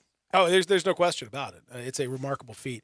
Texter says, Ja is kind of like Magic Johnson. He plays to win, cutthroat. He defers to teammates, getting everyone involved, and takes over at the end of games. And he has an infectious personality. Like he's having fun the whole time. And that might be why LeBron is drawn to. Let me just say also that we need to be careful with using the infectious personality with all the coronavirus out there. Oh, let's find a different way to say that. Let's definitely thought you were going someplace else with that. Oh no, infectious. no, I'm not. I know what you're thinking. I'm not doing that. It's been 25 years, 30 years, whatever it is. So we can 5-10 years without it. So I mean, we can. I think we're gonna count that as a W for Magic for sure. Oh no, I mean it's. Oh, he's got all the W's. I'm just saying that's not where I was going with that. No, the coronavirus. We don't need to be. People do not infectious personality. That's different than being infectious. Okay. Let's just make sure. Let's make that abundantly clear right out of the gate. Yes. But yes, I think that texter's spot on. And it was interesting. I talked to Dylan Brooks after the game about his play, but also about Ja. And he truly lit up a little bit talking about the guy. Like he started smiling, like he kind of was like nodding, like yeah. He's like yeah. I asked him. I said, "If you see anything," he said, "I'd be surprised if it was any other player, but I'm not surprised with Ja because that's how he is." And he starts kind of he's got more to come too. Like he starts smiling, has a little like little smirk. He's that people they like playing with him, and they recognize. And in fact, I was talking to Lionel Hollins before the game because obviously he's on the Lakers assistant coach, and that was what he said. Players understand if the guy is the best player. They know he's the best player. There's not it's when there's kind of this fight over who that is or when players aren't. But when a guy knows he's the best player and acts like it, everybody else is like, yep, he's the best player, then you're cool. And that's where they are in the locker room. They all know. They're okay with it. It speaks to the type of guys the Grizzlies have went out there and got. There are a lot of Ricky Davises. Yes. In the NBA. This a lot of dudes who are like, nah, rookie can't be this, but it also speaks to Ja's personality. I think he's just a likable dude. Even going back all the way back to the beginning of the season, Game 3, after Jay Crowder hits those 2 threes, the one to send it to overtime and the one to put the game away and to win the game for them. Even then, Jay's kidding and teasing and ribbing. No. Y'all don't need to talk to the rookie. I'm the vet. Come talk to me. Come over here. I'm going to leave if y'all don't come over here. And he's very clearly picking at Ja. And Ja just takes it. He's like, hey, that's the vet. Y'all got to go talk to him first, man. But you saw it then also. Now, I didn't know it would be this come March. But Ja Morant seems to, from a personality standpoint, be somebody that people on the team really get along with and really enjoy playing with. It does seem that way. It does seem that way, and that's everything that we've seen thus far. We'll talk about the rest of the race for that playoff spot and the rest of the NBA in another virtuoso performance from Giannis too. We'll discuss that when we return here. The 9 o'clock hour brought to you by our friends at Acura of Memphis. Peter and CJ with the Sports 56 Mornings. Real Sports Talk, Sports 56, 96.1, 87.7. Watch out now. Man, what kind of way is that to start a promo? We want to tell the people about R&R on Sports every Saturday morning, 9 a.m. here on Sports 56, 96.1, and 87.7. Watch out now. Let's up your life with Let's. Spring is almost here, and this is the perfect time to visit Lads of Memphis for all your golf cart and lawn tractor needs. Visit their open house on Saturday, March 7th, and check out the new Spartan mowers and current promotions. Test drive a new Club Car Onward golf cart and spin the prize wheel for a chance to win up to $500 in Lads credit. Let's up your life with Let's. Let's up your life. The Vault on G.E. Patterson in South Main downtown has all your game day needs with 30 TVs. If your game is not on one of the 20 big screens, then sit in a booth with your own remote. The Vault has game day specials on pitchers, buckets of beer, and great food, which is the best thing about the Vault. This is not your normal sports bar. Chef Dirk Meitzler from On Tour and Cafe 621 has all his favorites like Chicken Newport and his new lobster enchilada. Open for lunch and dinner every day with lunch specials for $12 weekdays with a drink. The Vault on G.E. Patterson in South Main, your downtown place to eat, drink, and watch the game. Let's talk about the fast and fresh breakfast you can enjoy every day at Sunrise on Jefferson. There's nothing more mouth-watering than the house-made buttermilk biscuits, and why not have one of the fantastic breakfast sandwiches on one? Maybe the Dirty South with fried green tomato, or the Rooster with fried chicken, pickle, and Tabasco, or for just $1 more, add an egg for the mother and child reunion. There's the Tennessee Jed, or even the Fit Biscuit with turkey, bacon, and egg whites if you're into that kind of thing. It's all made fresh and fast, just for you at Sunrise.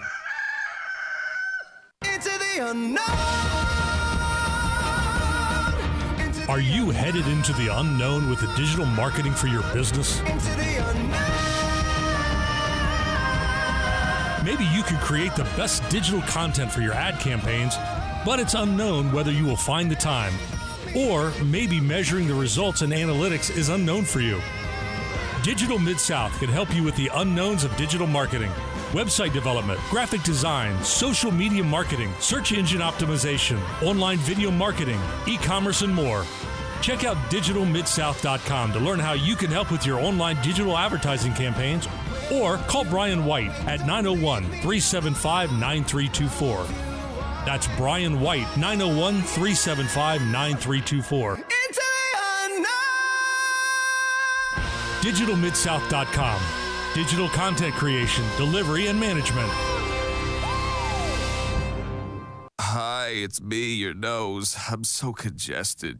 Use the Vicks Sidex nasal spray, would you? Mouth breather. Yeah, the Vicks Sidex nasal spray starts working in seconds and lasts for up to 12 hours. I can breathe again. Vicks Sinex nasal spray is incredible. I feel like a whole new nose. Oh, let's buy a new car so we can smell it. Oh, we're really breathing now. For nasal congestion relief, get Vicks Sinex and breathe freely fast. Use as directed. At First Bank Mortgage, their core purpose is to help you get to a better place. That better place may be a lower monthly payment, that vacation you thought was impossible, or getting into a home with a fenced backyard where your kids can play. To get into your better place, First Bank Mortgage makes decisions right here at home. Dedicated to helping you get to your better place, First Bank Mortgage.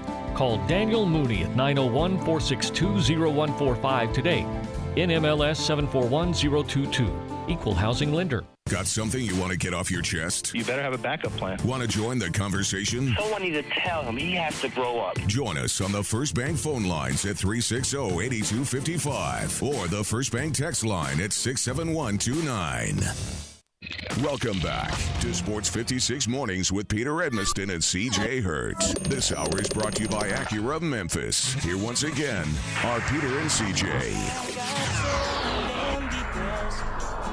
I set my sights on Monday and I got myself undressed. I ain't ready for the altar, but I do agree there's times when a woman sure can be a friend of mine.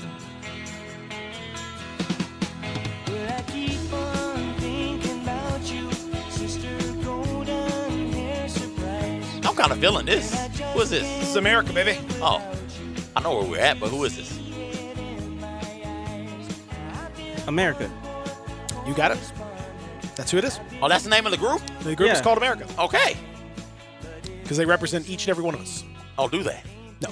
Oh. But they represent some of us. That's enough. It's much like Europe. You mean America's much like Europe? I would disagree. The band. No, the band is not like Europe at all. They sound different. I'm just saying the name of it. Because...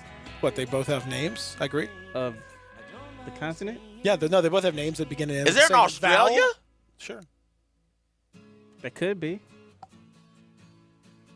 Why are so many of our continents, why do we begin and end with the same vowel or with vowels? I don't get that. Asia, Australia. Africa. Europe. Antarctica. America. Why is that? I just saw this. Mind blown. All of the continents, not so many. All of them begin with the vowel and end with the same vowel. I know. Huh. That's interesting. And it is interesting, right? Oh, you've messed me up for the rest of the show. What does that mean? I don't know. I have no idea what that means. If anything, probably nothing. But I loved it, so I thought I'd share. How about now? Bucks beat the Hornets yesterday. Now that's not a shock or anything like that. Not a very pretty basketball game. But it must be said again that Giannis is doing some crazy stuff. Mm-hmm. Giannis, for whatever it's worth, just went ahead and decided to have another special game. 41 points, 20 rebounds, 6 assists. So that's pretty good, right? Yeah. And he did it in 35 minutes. So, my God. So took a whole quarter off. Yeah. And still 41, 20, and 6. Now, we talked about the Rookie of the Year race. Mm-hmm. and that's cool. But I want you to know that Giannis this year is averaging 30 points. 30 points this is in 31 minutes of play. Okay, so let's make this pretty clear. His team has won 50 games, 52 actually to be exact, 52-8. It's pretty good. He is 30 points, 14 rebounds, 6 assists, a block, and a steal in 31 minutes, shooting 55% from the field, 32% from three. Why are we talking about the MVP at all? There's no race. This dude, this is on a 50-plus win team, putting up those numbers. You can go ahead, and I know we do the thing where we wait till like June to do the. Well, I hate that. I hate it for the Black College Player of the Year. We wait 2 months Black after. College Football Player of the Year. I know. I hate that. But you can seal it now. There is no debate. There's no discussion. Why would anyone talk about LeBron or any of this? There's James Harden. Don't want to throw him in there. I know. I realize it doesn't take skill to do whatever Giannis is doing, according to Harden. 30, 14, and 6 in 31 minutes. I don't know what to tell you, man. I would love to make an argument against Giannis. I would. Why? Why would you love to? That's not cool. Just to be contrarian for the sake of being contrarian? Yeah. I don't know. Like, it's something that's in me. It's ingrained in me, DNA style. Like, I don't know. I try. You're just try a not to hater. be that way. Yeah. I can't hate on a dude with 30 points, 14 rebounds, and 31 minutes of action. I got nothing for you. That's clearly the MVP. What else can he do? I mean, it's just he's 25. He's just man. I don't know, man. I don't know. He's when you watch him play again, the questions will come up again in the postseason about whether or not his style when teams really start to scheme for him and they're going to force him to take that in between mid range, but he's developed a little fadeaway, which is nice. They're going to force him to shoot the three. They're going to just pack the paint the way the Raptors did, but I don't know now. I think he's gotten better. I think he's gotten better as a result of that. I don't think that's gonna work as well. I think he's crafty enough to be able to use that space, and he's so physical now, that he'll just draw fouls and foul you out as much as anything else. I mean, he'll even if he's not the greatest free throw shooter in the world, I mean, he's just gonna get your team. You're gonna run out of dudes because he's just gonna keep plowing into guys. I think. There's questions about him, and there's questions about Mike Budenholzer as a playoff coach too. But I don't see anyone. I think the Bucks are the champs. Watching them play right now, it's spectacular. I don't know how many teams. I only know of one, and that's the Raptors, who could force Giannis to take those shots. While he has gotten better, it's clear he has gotten better with the 3-point shots and with the mid range. And you're right, he added the fadeaway. I'm not sure if that's enough in a 7-game series to get over the hump, over the hurdle of the Toronto Raptors. That is a team that is long, and they've got a bunch of high IQ dudes, and they're physical. I don't think that Giannis has done enough or added enough to his game to be able to get past them in a 7-game series. But that doesn't take away from the fact that he's having a remarkable regular season, or the fact that with everybody else, and there's no guarantee that you get to the Raptors the way that some of these other teams in the East are playing, specifically what Jason Tatum is doing for the Celtics. But I think that's just a matchup issue for the Bucks right now. What the Raptors, even though they went up there to Toronto and won a pretty big game and won convincingly in Toronto here recently, I still have questions about whether or not in a 7-game series, the way Giannis is playing, the way he is comfortable playing, whether or not that can't be neutralized or taken away from him by a team as quality as the Toronto Raptors. I mean, I could see it. Again, I could see it. The Raptors, I think Nick Nurse is a really good coach. I think they'll scheme very well. I think it'll be. And if they're healthy, they weren't healthy. Marcus All wasn't running around out there. Yeah, we'll see. We'll see. I still think that And Eric Bledsoe, I think there are legitimate concerns about Eric Bledsoe in the postseason. I think those are legit. But I don't know, because they got George Hill, who I think can handle it if Bledsoe is struggling, and he's a fabulous defender. Giannis is a defensive player of the year type guy. I mean, they've got the whole package, man. They got the whole package. So, that particular race, and we've had a lot of discussion about the rookie of the year race, which personally I think is over also, but that's just me. I think the MVP race is definitely over. The race for the How about that? Terry Rozier makes it a 1-point game again. Halfway through our fourth quarter.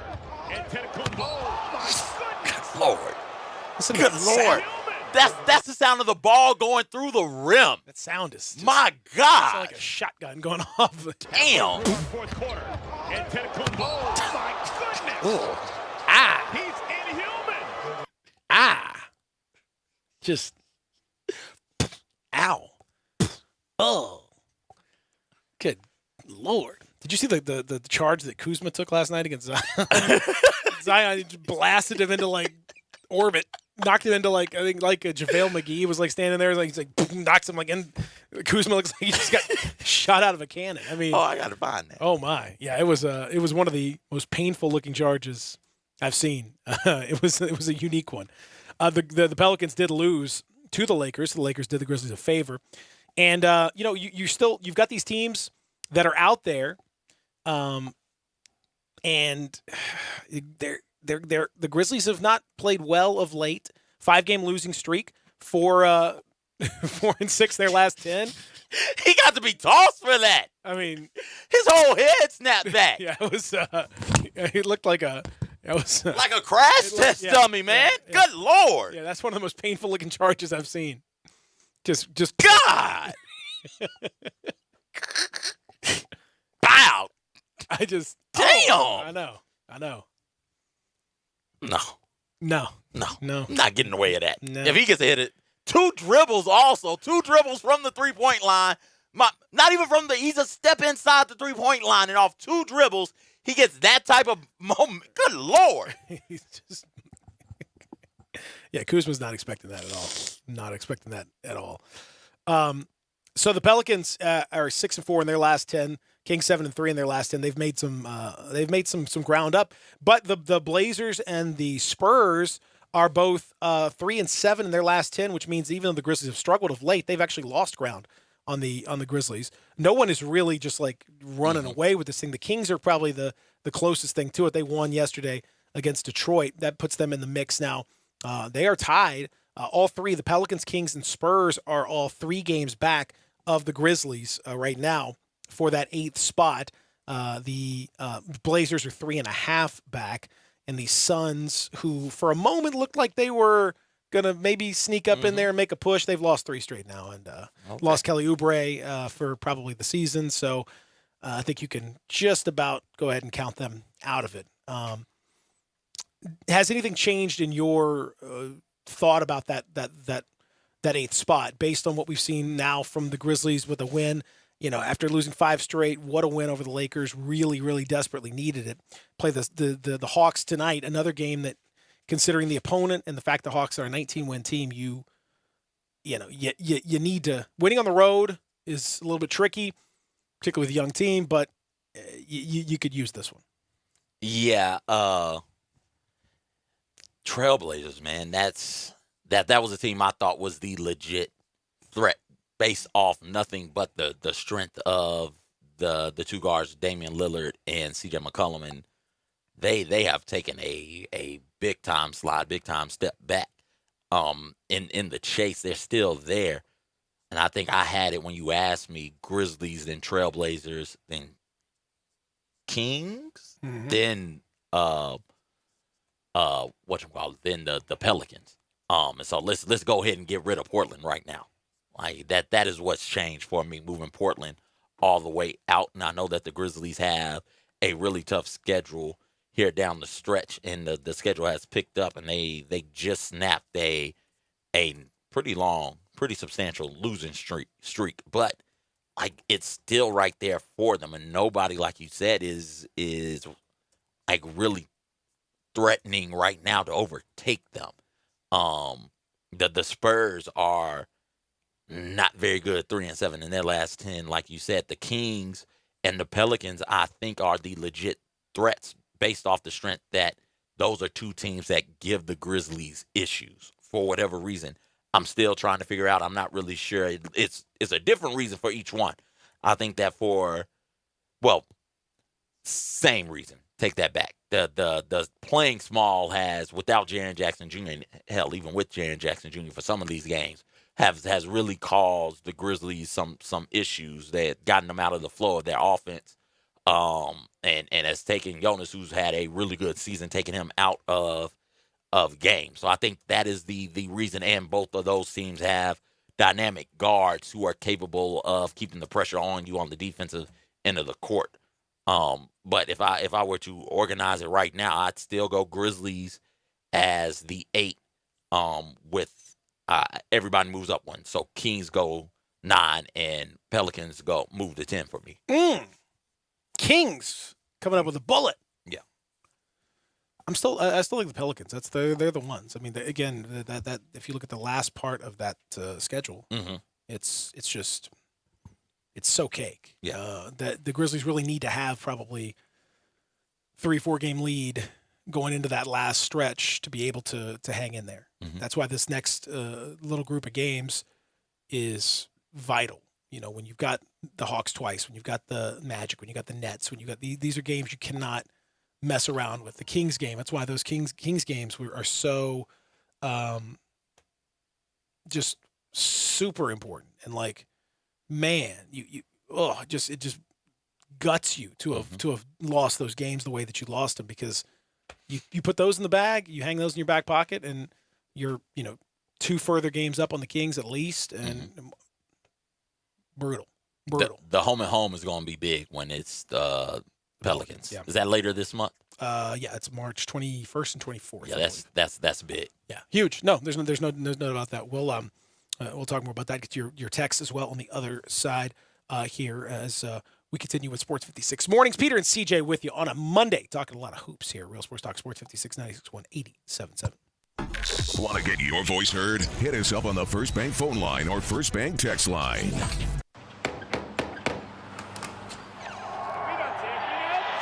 Upon official review, the ruling on the field stands. First down. We deliver jerseys, funny foam fingers, and everything you need to get ready for the game. But what you really get when FedEx knocks on your door is so much more. FedEx Delivery. Game day spirit.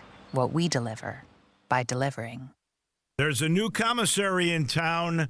In Collierville, Germantown Commissary is doubling. Yeah, they're still going to have the old Germantown Commissary by the tracks, but now there's a huge new Germantown Commissary in Collierville at Poplar and Houston Levee Road. It's huge, too. There's a drive-through. There's plenty of parking. No telephone pole to get in your way. A cool patio. It's right by the track, so the tradition continues. And this is a tradition that's been around forever. That commissary is famous for hickory-smoked, slow-cooked Memphis-style barbecue.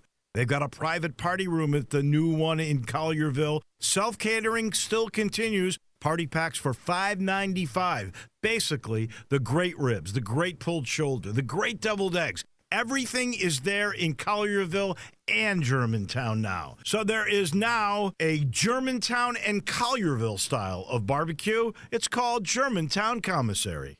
Frontier Western Store is proud to announce their T-shirt sale is back. All regularly priced novelty T-shirts are buy one, get a second half price. Tons of new prints by Simply Southern, Girly Girl, and Puppy Love, as well as men's tees by Live Oak and Haybo are included. Frontier's women's boutique is loaded with new styles and colors in current trends of tops, tunics, and dresses. And most are just $14.99, available small to 3X. While you're there, be sure to check out Frontier's world-famous boot showroom. Shop thousands of boots year-round that are in stock, ready to try on and take home. Shop at a local store with excellent service. With their extensive selection of dress and work boots, you are certain to find your next favorite pair. Frontier receives new styles and restocks daily from all the largest boot makers: Dan Post, Durango, Rocky, Ariat, and more. Available in men's, women's, or children's. Outfit the entire family. Frontier Western Store, 5880 Goodman Road in Olive Branch, and on the web at frontierwesternstore.com. Family owned and operated since 1967. Did you know nearly 40% of men under 40 and over 75% of men over the age of 40 experience sexual performance concerns? At the Memphis Men's Clinic, their experienced physician performs a comprehensive evaluation that determines which specific issues may interfere with your sexual performance. These issues can vary and range from anxiety to medical issues, low testosterone, or erectile dysfunction. The Memphis Men's Clinic has evaluated hundreds of men of all ages over the years and reestablished a normal sexual life. The Memphis Men's Clinic will work aggressively to resolve issues and allow you to restore your sexual health and overall well-being. That's the Memphis way. If you're 20 years old or 90 years old, come and get cared for the Memphis way. Treatment that's based on your specific needs after a professional clinical evaluation by their experienced board-certified physician. Call the Memphis Men's Clinic today at 901-443-0475 or visit memphismensclinic.com. If you've always thought, hey, I'd look pretty good in Lexus, well, guess what? Lexus thinks so too.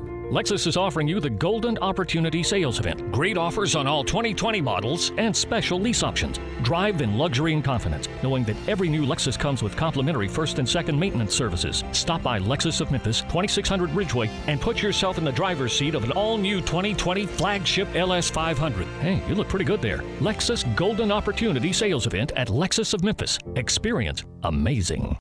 Welcome back to Sports 56 Mornings with Peter Edmiston and CJ Hertz. This hour is brought to you by Acura of Memphis. Here once again are Peter and CJ. Rows and flows of angel hair and ice cream castles in the air and feather canyons. Ice cream castles. Cancels? Cancels. Ice cream cancels? Cancels. Ice cream cancels. Ice cream castles in the air. Are we canceling ice cream? Oh, that's a shame. I hope not. I love ice cream. I had ice cream in a minute. Why don't you get some ice cream? Oh, no, I'm not big into the cold sweets. Not You big want the into hot sweets? Not big into sweets in general. With that hot sweet. Hot sweets. That hot sweet. Hit your boy with the hot sweets. Hey, hot sweets. Get the hot sweets. Room temperature sweets. It sounds like a James Brown song. Hot sweets. Get the hot sweets. Everybody got the hot sweets. Welcome back as we continue here on the Monday edition of the program. Peter and CJ with you. Zachary, I got a question for you. You ready? Yeah. What's coming up on middays? So coming up on middays, Peter. That's right. That's what I asked you. I'll have the good, bad, and the ugly. Oh, okay. From the weekend. It's a fair bit of each, as a matter of fact. Also, they'll talk about the Grizzlies. They'll talk about the Tigers. Look forward to that.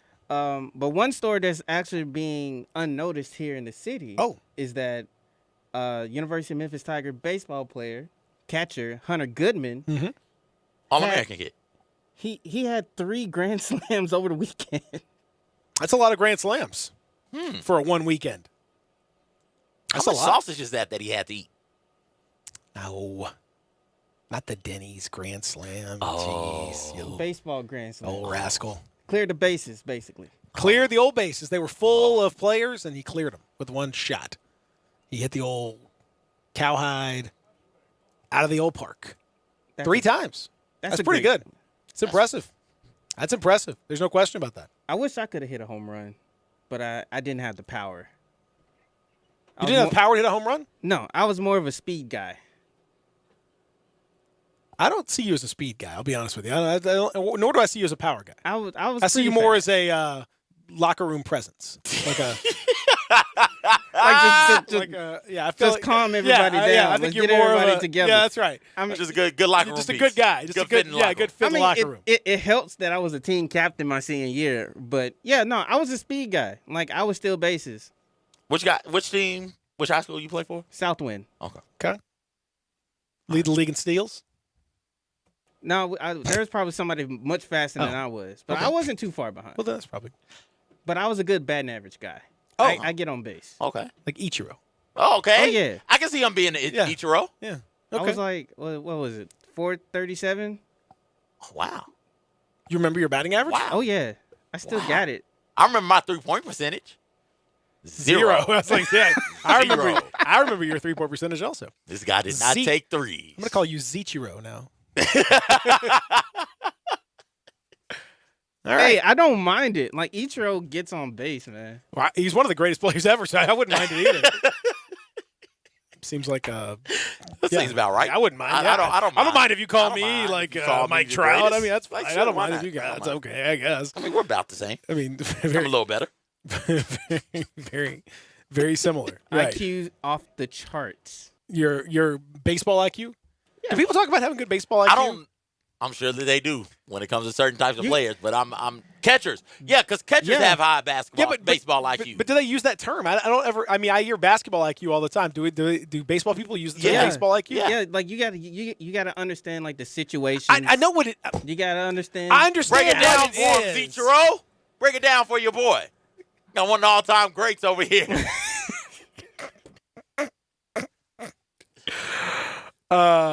Baseball IQ. Yeah, but I'm saying that term as a term, that's not as widely used in my estimation as basketball IQ, which seems how much to be baseball commentary? a lot more than you might think.